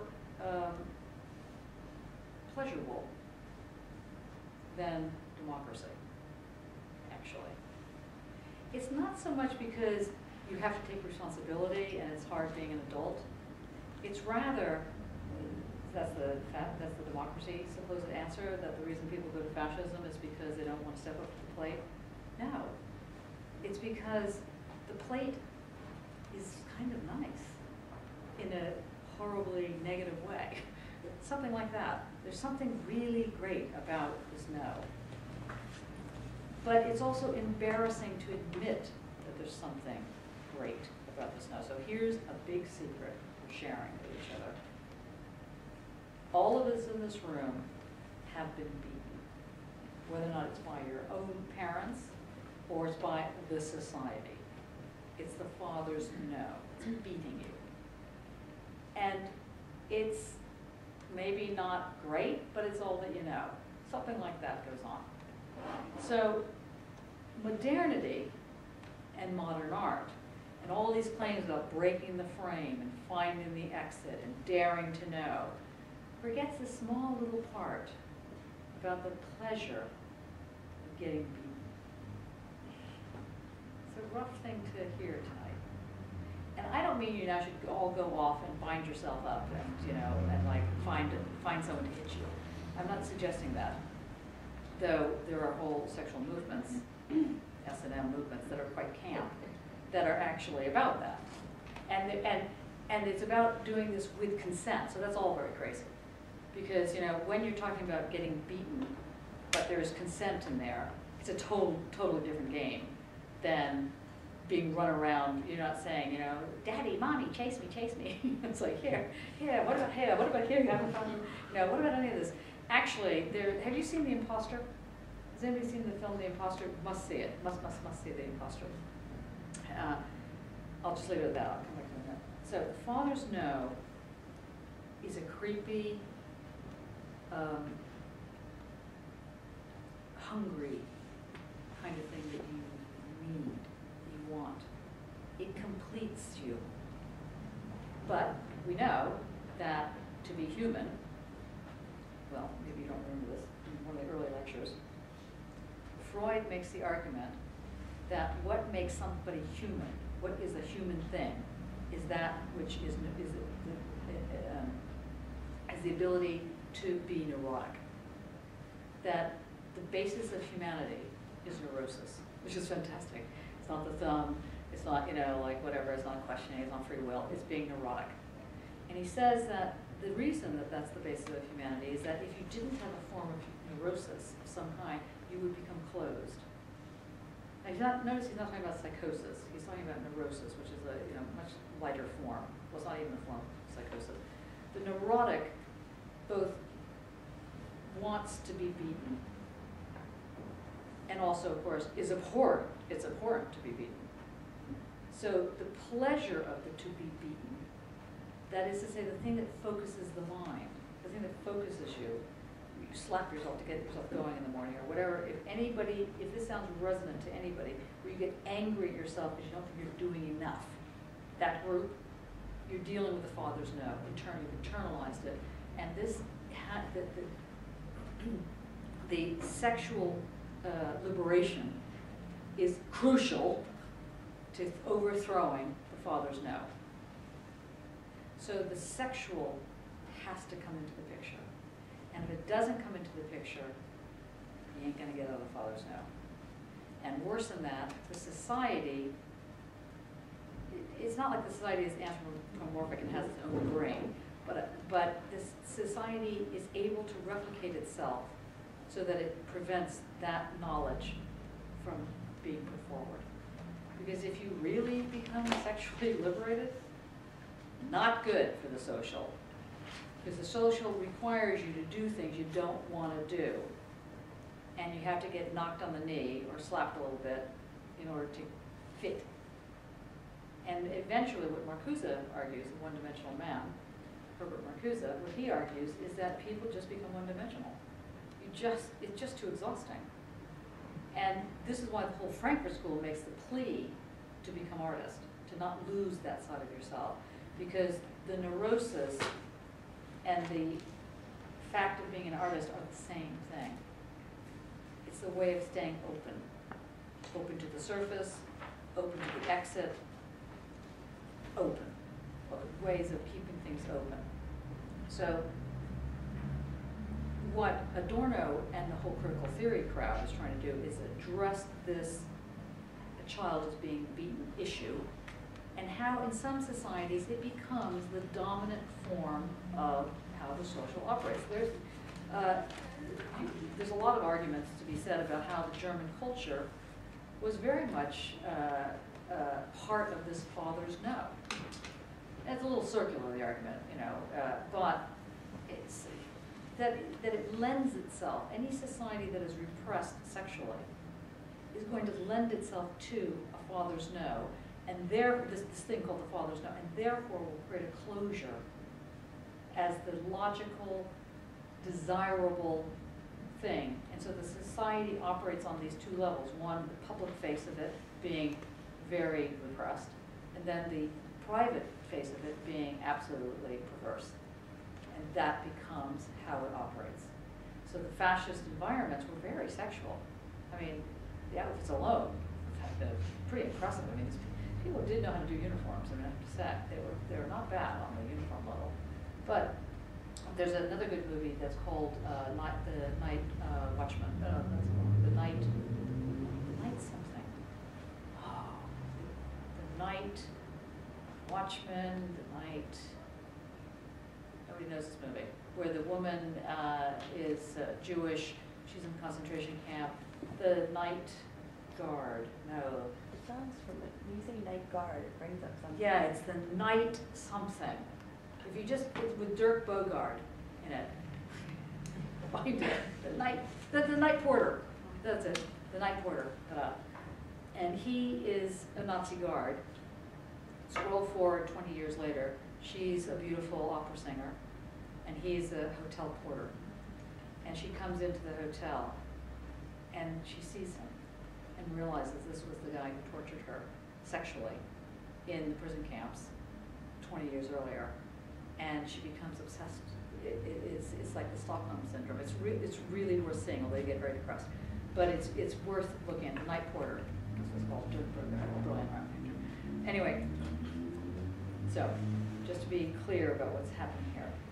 So Adorno is saying this question of writing poetry after Auschwitz, this sort of thing that you were told earlier on in class when you were children, when I told you, you must write poetry, and I was like, rallying at the troops. Let's really think about this. The society is inculcated with the father's no. It's in all of us.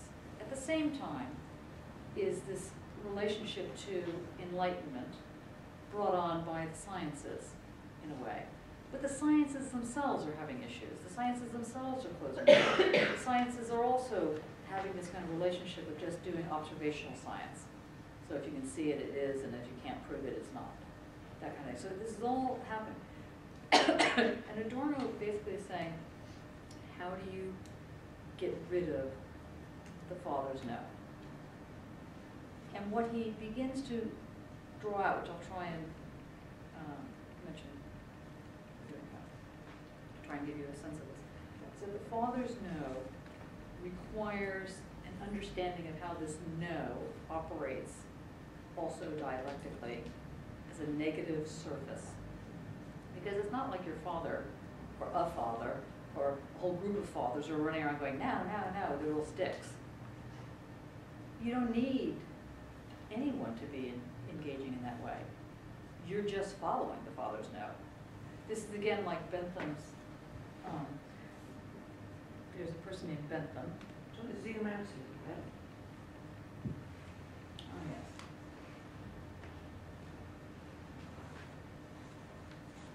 Sorry.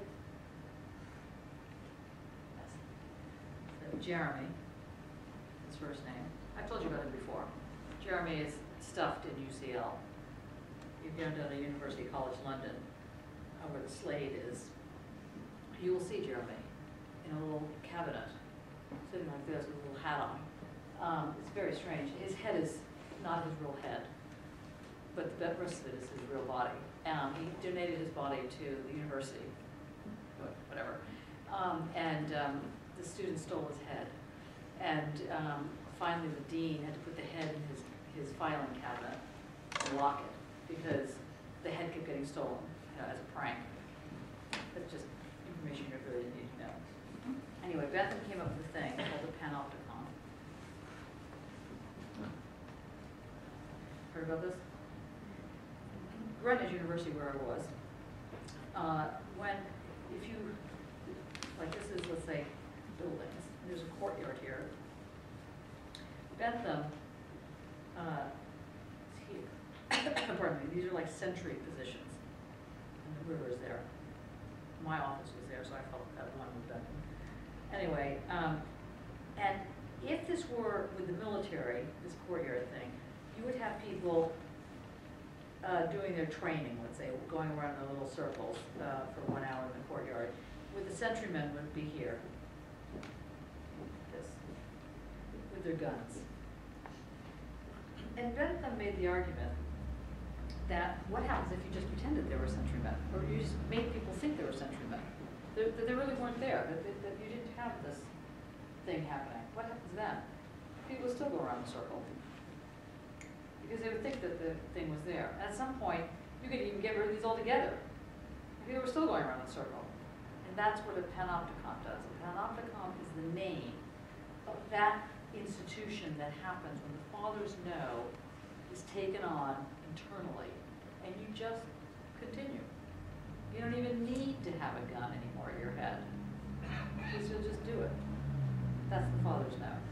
So what Adorno is arguing in negative dialectics, when we get to the section on Auschwitz, he says that the capitalist society, as it is, it's not that Auschwitz or racism happens by accident. He says it's a requirement of this society.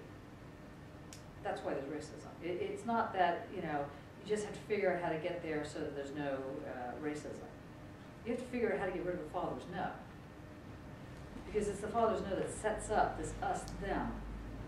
You will do it or you will die. Or really, it's you will do it or you will do it. Those are the choices. And you go, okay, well, maybe I'll just do it. Maybe I'll just do it for now. And then for now, it'll last a long time.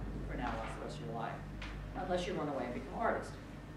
So this argument here that Jeremy Bentham has put forward, and of course Foucault puts forward, he talks about it in terms of regimes, which we'll get into next term, regimes of power. So there's a regime. This notion of regime is a surface. By the way, just clue for next time. Any questions so far? Do you need a break? Would you like a break? You don't like a break. You do want a break? No, yes. Something. Break? Cigarettes? No cigarettes? Yes, no. You're okay? I can continue? You want a break? He wants a break. You're giving up so I can have you. Okay. I want to turn now to, seriously, if you want like a 10-minute break, we can do a break. Do you want a break, John? I don't want a break. I'm okay with it without a break. But I just think that you guys look very pained. So I'm worried. Would you like us just to leave the room and change our expression? That's right, that's right. You don't have to leave, just change the expression. Okay, so what Adorno arguing, let's stand over here for time. Actually, what I was going to do is get this computer on. So just real quick.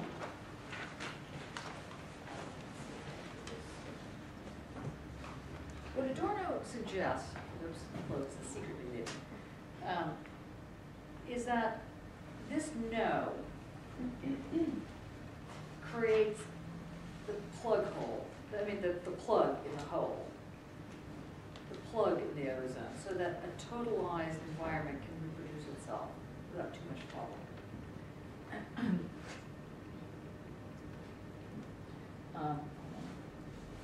And what Adorno says is that, oops.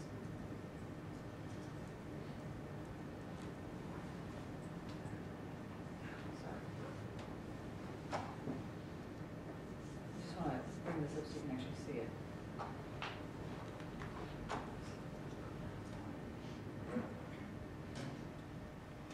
Okay.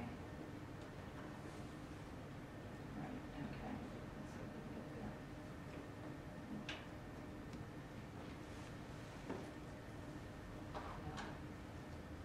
Sorry, I just thought it was right here.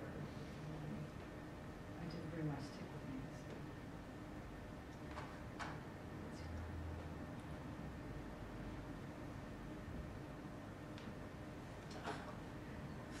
Sorry. I stand right there. I need to sit a little bit.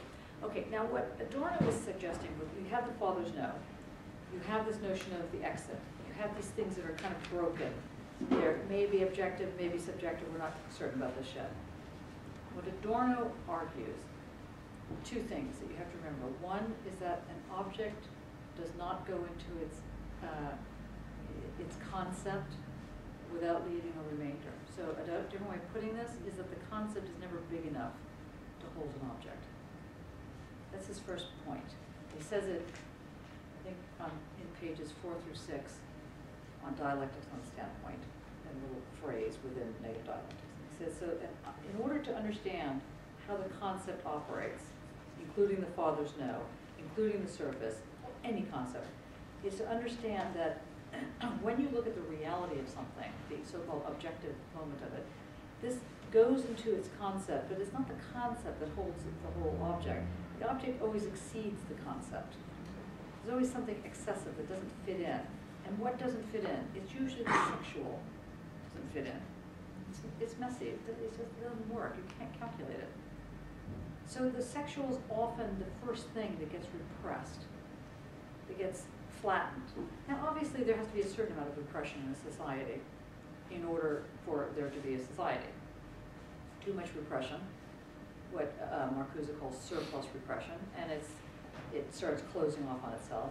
Too little repression, and it's chaotic. So the father's no is a useful way in which this excess sexual can sort of be tamed, or anyway set up in such a way that the society can function. And Adorno says, no, I don't want to put it this way. He says that there's a way to understand how the social operates that is what he calls via a logic of disintegration. And he says that this logic of disintegration means that there's always an opening in the totality, because there's always some kind of suspension, some kind of suspension bridge, some kind of movement that makes the total not close upon itself. But if it does close upon itself, just in case, then, i.e. in a fascist environment where the argument is get rid of anything that's considered excessive, so that you just have a nice pure total, says that on the one hand, no society really does close in on itself. On the other hand, it can get so bad around the father's no issue, and all of that has to deal with in terms of repression, and there's a whole argument about how that actually happens with technology, with commodification, with what's called Fordism, things that we're not going to get into in this class. But there's all ways in which the society manages to reproduce itself so that this father's no thing is still intact. So Adorno says an object does not enter its concept without leaving a remainder. So technically, it should never close. So technically, there's always an exit. But then it depends where you put that technically, because technically, if the father's no is actually operating, it's very tough to find that exit. And if it's operating in such a way that you're somehow getting a kind of pleasure, I don't mean that you should now go home and slit your wrist because you think, oh God, I actually enjoyed this. I don't mean it like that. I mean that there's a certain kind of way in which your mind has to allow you to be okay about having dealt with this horrible situation. And it gives you medicine, as it were. It helps you. But it's a wound that you have, is what they're arguing. You're wounded. And the wound can't heal, but it doesn't have to be in the way either. So you kind of cordon it off. That's what happens in the mind. That's what Freud is talking about. This child is being beaten. You kind of cordon it off so that you either become self-deprecating every 5 minutes, so everything is about how horrible you are, or conversely, you hate yourself. Or, next problem, you know that you're actually a terrible person secretly. And probably if you were found out, it would become very clear that's the case. Because this father's no is that brutal, is that real? So everyone has this scar, including the father that's inflicting the father's no. Everyone has the scar. And at the same time, because of that, the society is able to close itself. But the closure of the social means that fascism is able to implant itself. It's easier. So what Adorno argues is two sides of the issue. He says, on the one hand, please remember that in some form of reality, in some objective form of reality, the surface is never closed. So, you know, it's kind of like there's always hope. But let's face it, if you're one of the 50 million people, or the 6 million people that were killed in concentration camps, let alone everything else, not so hopeful. Not so good, right? So if you end up in a situation where the social is literally killing off the people, and you're one of those people that they're literally killing off in literally the ovens and the gas chambers and so on and so forth, then this father's no is very effective. So the second thing Adorno is saying is, on the one hand, there's always a logic of disintegration. The surface can never finally suture itself. So there's got to be other things that keep it closed. One of the things that keeps it closed is this excess of the beaten, this excess of the way in which one has to allow oneself both to be beaten and to decide that you're not really being beaten. Something like you have this kind of mixed message going on. And finally, he says that this logic of disintegration, if one can get past that, the getting past it is either through what, you know, the Freudians would argue is, of course, the speaking cure, where you actually talk about your not just your fantasies, because often if you have been beaten, it's not a fantasy, it's a real thing. But the phantasm that emerges from the beating, the surface that emerges from the beating, is what you can't get rid of. It's your what is called in psychoanalytic work mourning. It's your mourning. You have to keep it near you. So this mourning, this melancholia, this mourning that you must keep with you, because to get rid of it is actually more painful than to keep it with you. What Freud argues you have to learn how to do is do this thing called the work of mourning. But what Adorno argues, you have to learn the work of art. He says the work of mourning is a psychological healing process. May or may not be effective, may or may not be true about the Freudian move. But this phantasm that is created, this surface that is created, this thing that exists and doesn't exist. So it's subjective and yet it's not subjective. It's objective and yet it's not objective. This odd thing that exists as a kind of both a cover and as an exit palette. This thing, depending on the wound, your own wound, is how you are able to do the work of mourning as a work of art.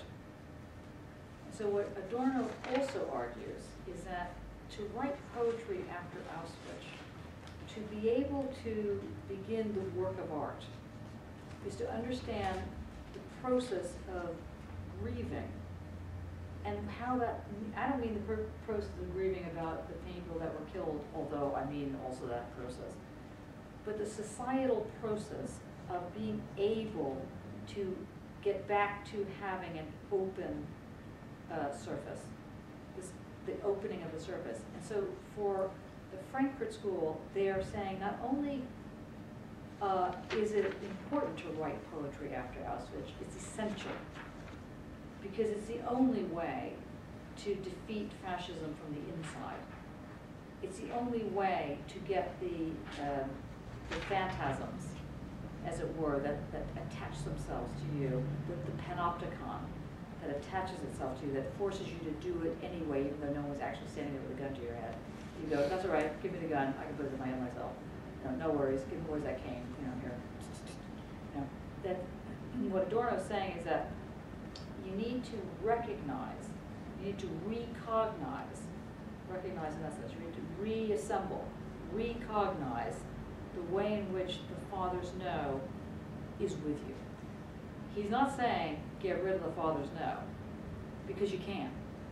It's like saying get rid of your nose or something. You can't get rid of the father's no. It's not going to go anywhere. It's with you.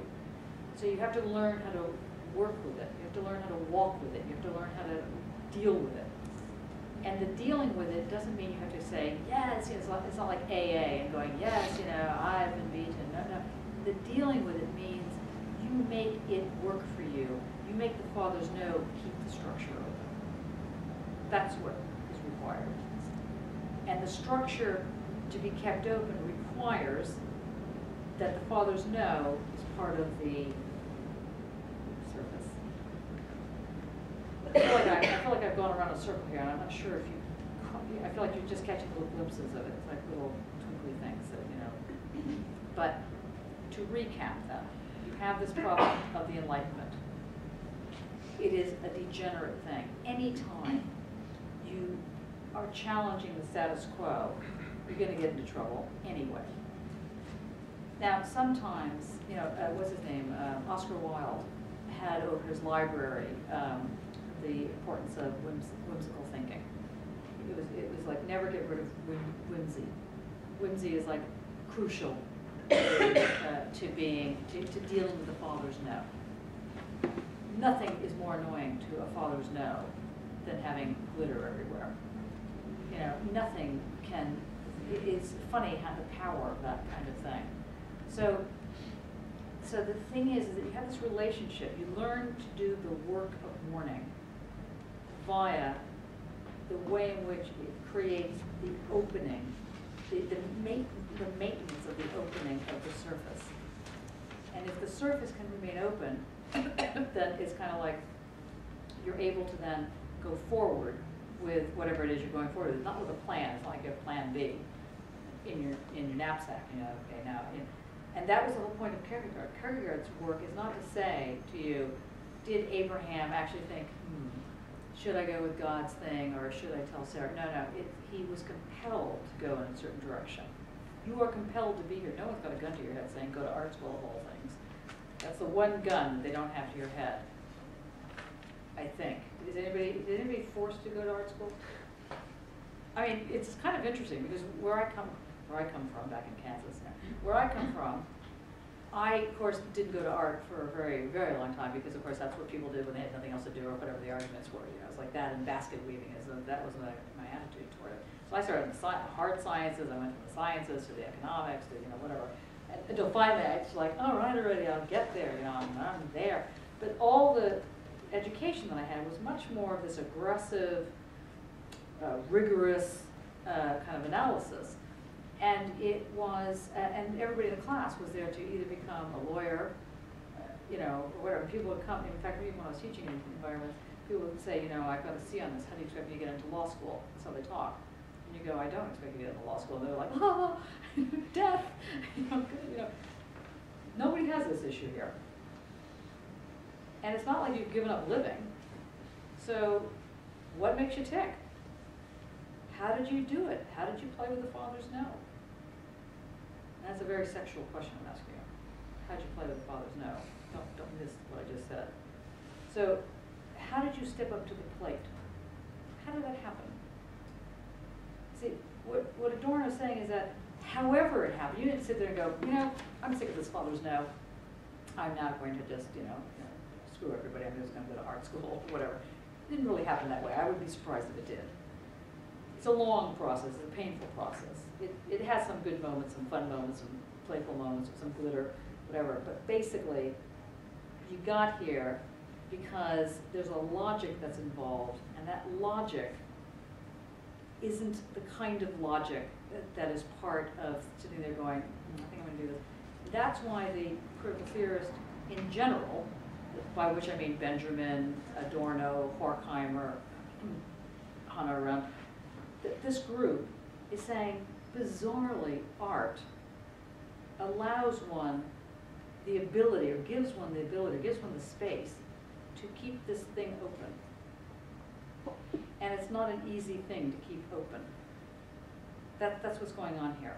So, Adorno, in his second section of negative dialectics, he starts to develop what is called negative, the movement of the negative dialectic.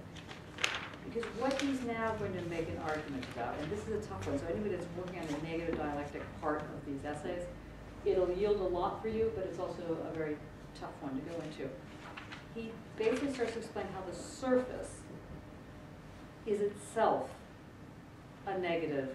The surface is itself a dialectic, and because the surface doesn't exist in the same way that the structure exists, its dialectic is not inverse, but it has a kind of material power that you can't really hold. It doesn't have edges in the same way. it's totally modern. It's totally broken the frame. Now, this is also why Adorno hated postmodernism. I mean, if you ever want to upset somebody, just use the word postmodern, and it's like, no. You know, because in modernism, there is the role of social agency. There is the role of the political, the role of standing up to the fathers, and literally, and saying, no. I say no, that's a form of power. I'm saying no. Don't do that. So in postmodernism, where the structure is irrelevant and you can throw the structure away, and all you have left is the surface, for Adorno, he's very upset with this kind of thing. He wants to say the surface can, if it's going to be effective politically, if it's going to stop totalitarianism, if it's going to stop this closure of the social, then you have to, then you can't veer off from understanding how it operates dialectically. To do otherwise is to put yourself in the serious problem of not being able to defend yourself against fascism. This is what people are often very much opposed to, this whole move in post-structuralism and post-modernism and post-postmodernism and so on and so forth. So, do you see where we're going with this? Can I take any questions? So I feel like I've given you a lot of information, and we're not literally going through the textual move of it. Next week we're going to have our last session. Oh, by the way, the papers are due on the 10th, not the 13th. They're due on the Thursday, whenever that is. And the 13th was a Saturday, Henry told me. No, 13th is 15th is Saturday, 13th is a Thursday. Okay, well, for some reason, are you sure? In January? Oh, January. Yeah, no. Papers are due in January, and for those of you that missed it last week. And Henry was very clear with me, you can't hand it in on the 15th or 13th or whatever it is, that's a Saturday in January, which you can kind of understand. So it's the Thursday you have to hand it in. Now, so the next class is the last class, and that last class, what I want to do is literally go through one, maximum 2 aphorisms of Adorno, so you can literally see how this operates. And it would be really fantastic if you could read that section or anything else, even this child is being beaten thing, because it's a really, it's very disturbing. This is the first year I've actually suggested reading a child is being beaten, because I think it strikes home too much. So I often find it's too dangerous in a class to do. But, so what I used to teach instead of that was Rat Man, one of my favorites. And Rat Man was about, I put it in this section, it's similar, well, similar but different. Rat Man was about a man who dreamt that rats were always crawling inside his anus. And he had these terrible dreams, which obviously you imagine were not fun. And so the whole question of vermin and, you know, the sphincter and, you know, so Freud makes an analysis of, again, it's a form of the father's no. But this form is coming in a very different way. So instead of the beaten thing, it's the way in which the child has taken this on to such an extent, the wound is so powerful that one becomes vermin. That is the only thing that you can deal with, is the way in which you become a rat, basically. And you know, and Wolfman's another one of the fun ones. So this is a fun class, isn't it? Really upbeat. Hello, Christmas. Anyway, so the point is that there's a psychical relationship to the total. It's not just an analytic situation here. There's a psyche involved. But it's not psychological in the sense that what nobody's asking you about your opinion, nobody's asking you about your perception, nobody is myself. The nobody here is not asking you about this. Keep psychology out of it. What's being asked of you is to understand what does it mean to be including the sensuous. Really, what is sensuous? Usually people just use the word sensuous because they think it's a nicer word than pornography or sexuality or something, you know, or what's the other word? Not erotica, you know. No, the sensuous is bringing in these things that can't fit into these binaric divides. The sensuous, and these are things like the sexual repressions that one deals with, that the social deals with. You go over to, how many people have been to the Frankfurt moment that's happening outside? Has anybody had a drink out there? You're willing to admit it? You know, not on World Wide Web. Anyway, I walked around it. It's like the smell of sugar is overwhelming. I mean, you just die just from if you're diabetic or anything. But think about the outfits that people are wearing. Think about the way in which they express their sexuality. It's interesting. It's how I mean, you know, if you're bored, be me. You know, around. Oh, that's an interesting outfit. The way in which a lot of the Frankfurt costumes, the white shirts of the women, and they're kind of low but not so low, and the bodices come up like this, so you just see the breast. You don't see the breast, but you see that there are breasts that are being made to be seen. This is a very particular form of how the sexual is being exposed, except it's not being exposed. So you keep having, all around us is this relation between the exposure of something and the repression of something, and that it's not beneath the surface, it is the surface. That's what, if you take away anything about this, that's why I kept saying, don't think about this as an onion. It is, I mean, it's okay to have thought about it as an onion, but not anymore. That creates the plane around which this movement stays open or doesn't stay open or gets fixed or doesn't get fixed. Now I ask your questions. There must be some questions. Why did Adorno? Why did Adorno? That's it. That's just the question. Why did Adorno? Okay. My one kind of query about Adorno is it felt exclusive, and therefore his theories seemed unsuccessful because they kind of excluded so many areas of expression. Like what? How do you mean exclusive? Well, because he talks about writing poetry as if almost to the exclusion of other ways of trying to keep. Oh, I think that. Oh, okay, that's interesting. No, I think that when he says poetry, he actually doesn't mean poetry. That'd be way too easy. Okay, he's not saying everybody should write little verses, you know, little limericks here and there. No, he means poetics. And poetics is a way in which one inhabits art as something that breaks a frame. That's what he's talking about. He's not saying, he's basically saying, rather than saying one should go off and do painting, because he's using this word poetry in this very broad brushed, as it were, expression. So he's not trying to be exclusive. He is exclusive. He is, you know, he's one of those bourgeois Marxists you could possibly run into. Okay, so in a certain sense, he's quite exclusive, quite upper class, and all this thing. But he's not exclusive at that level. He's really, he could have easily said, why don't you do art after Auschwitz?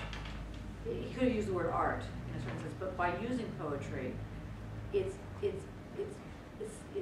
looking at the world of art as, first of all, something that is legible, is readable. Because when you write something where you can read it, it has a meaning. So it's not like doing art, quote, for art's sake. It's doing something so that its meaning makes another chink in the social, so it builds the social in this way. So it doesn't have to be it doesn't have to be like social realism. He's not talking about Soviet art, like that kind of thing. He's not talking about that level of realism. He's talking about something that matters, that adds to the social in a way that can be read as doing that. That's what the writing of poetry means. I'm glad you asked that, because I didn't realize that was. Does that make sense to you? It's just the only area where you know, you read it and you feel really excited by it, and then you suddenly start coming unstuck at a certain point. Like what? Well, because it feels it feels inaccessible. It feels as if as if it's something that is the domain of certain people who might be able to open. Well, the reality of the situation with little Adorno is that he is quite a rigorous thinker, and sometimes that's at the expense of understanding what he's dealing with himself. I mean, he'd be the first to say that he made a serious error, Benjamin, who is kind of like the more playful side of Adorno, if you want to put it like that. You know, he's like the more free thinker side of Adorno. But Adorno couldn't see that with Benjamin, and he thought that Benjamin was just being undisciplined and almost naive. It's like looking at naive art or something like that. It's like, I mean, if you bring up these arcade projects one more time, I'll just slap you. You know, that kind of, he just, you know, didn't want to do it. So there is something to be said about all philosophy and art and stuff in the culture. There's cultural capital, and it creates exclusions.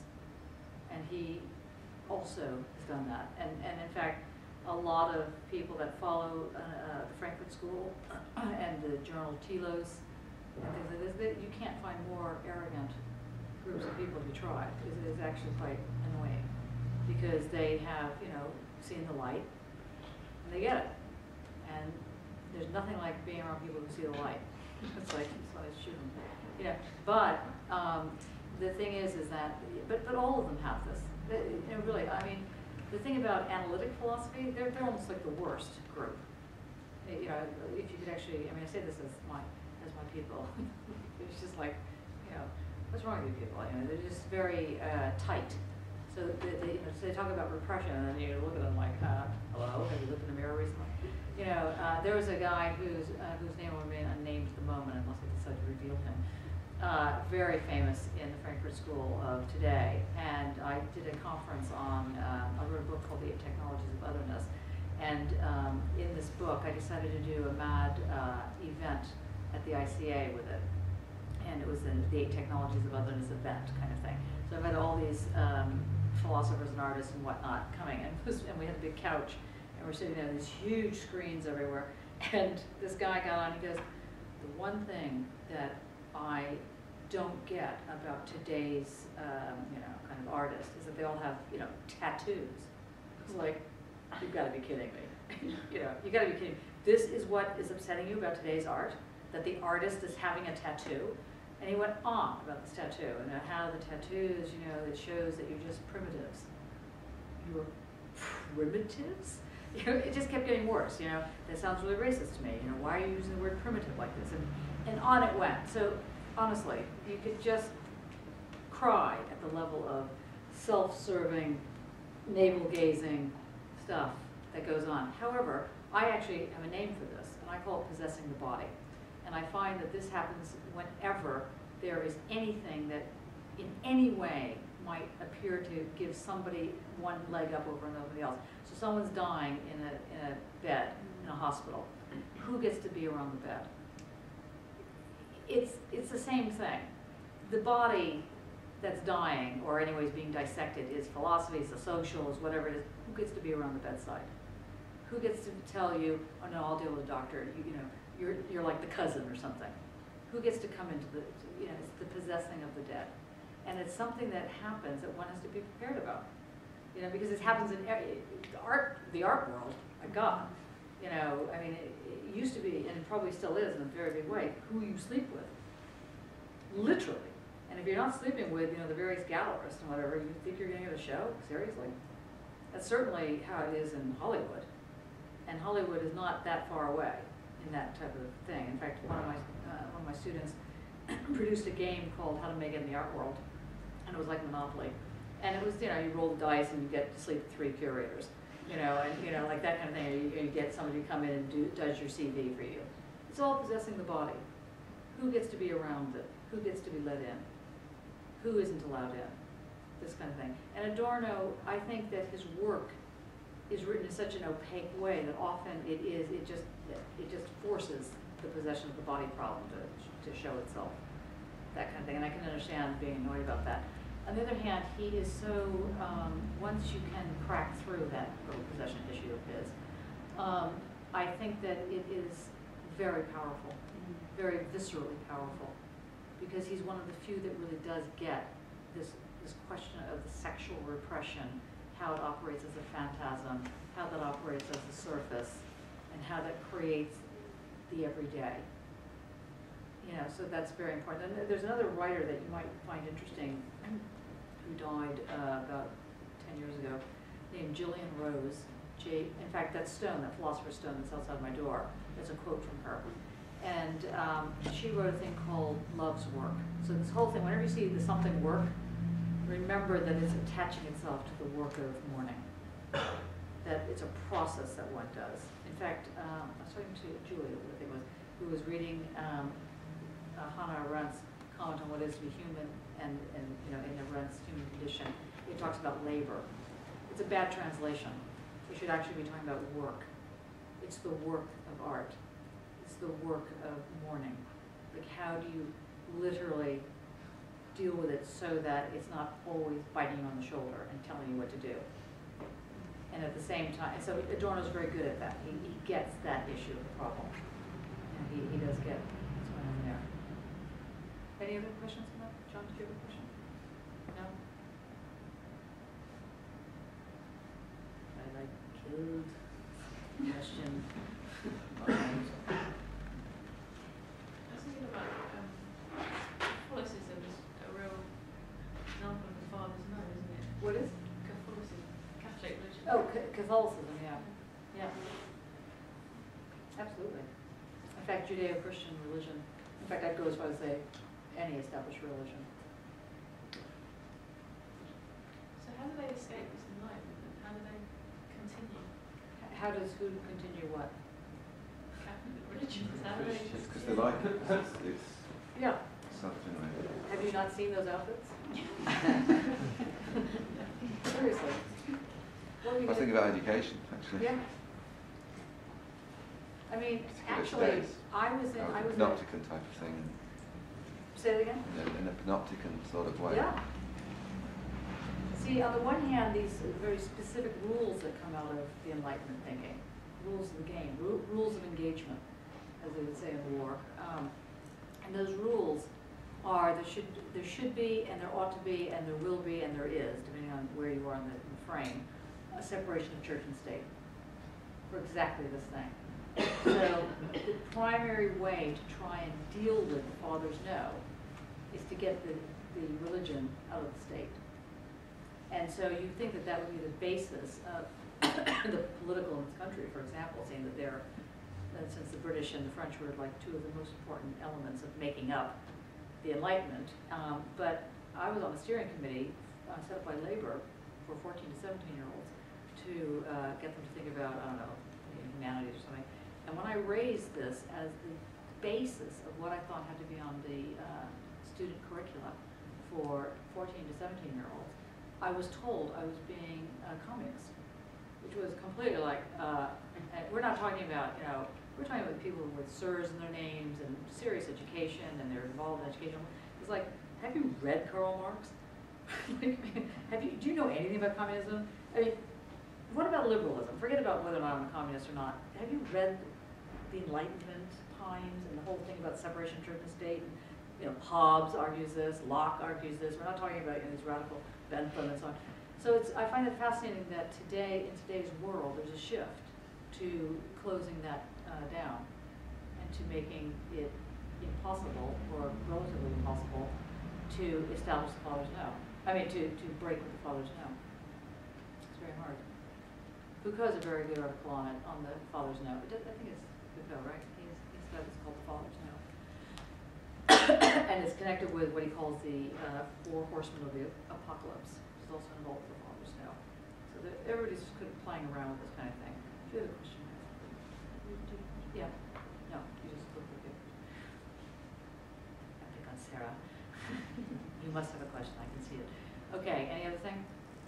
You okay? You're going to be all right? You're not going to nobody's going to like harm themselves after this thing? It's very heavy. I'm sorry about that. What's that? You're used to it. Great. I don't know, 15 minutes class. Okay. See you next week. Yeah. Thank you.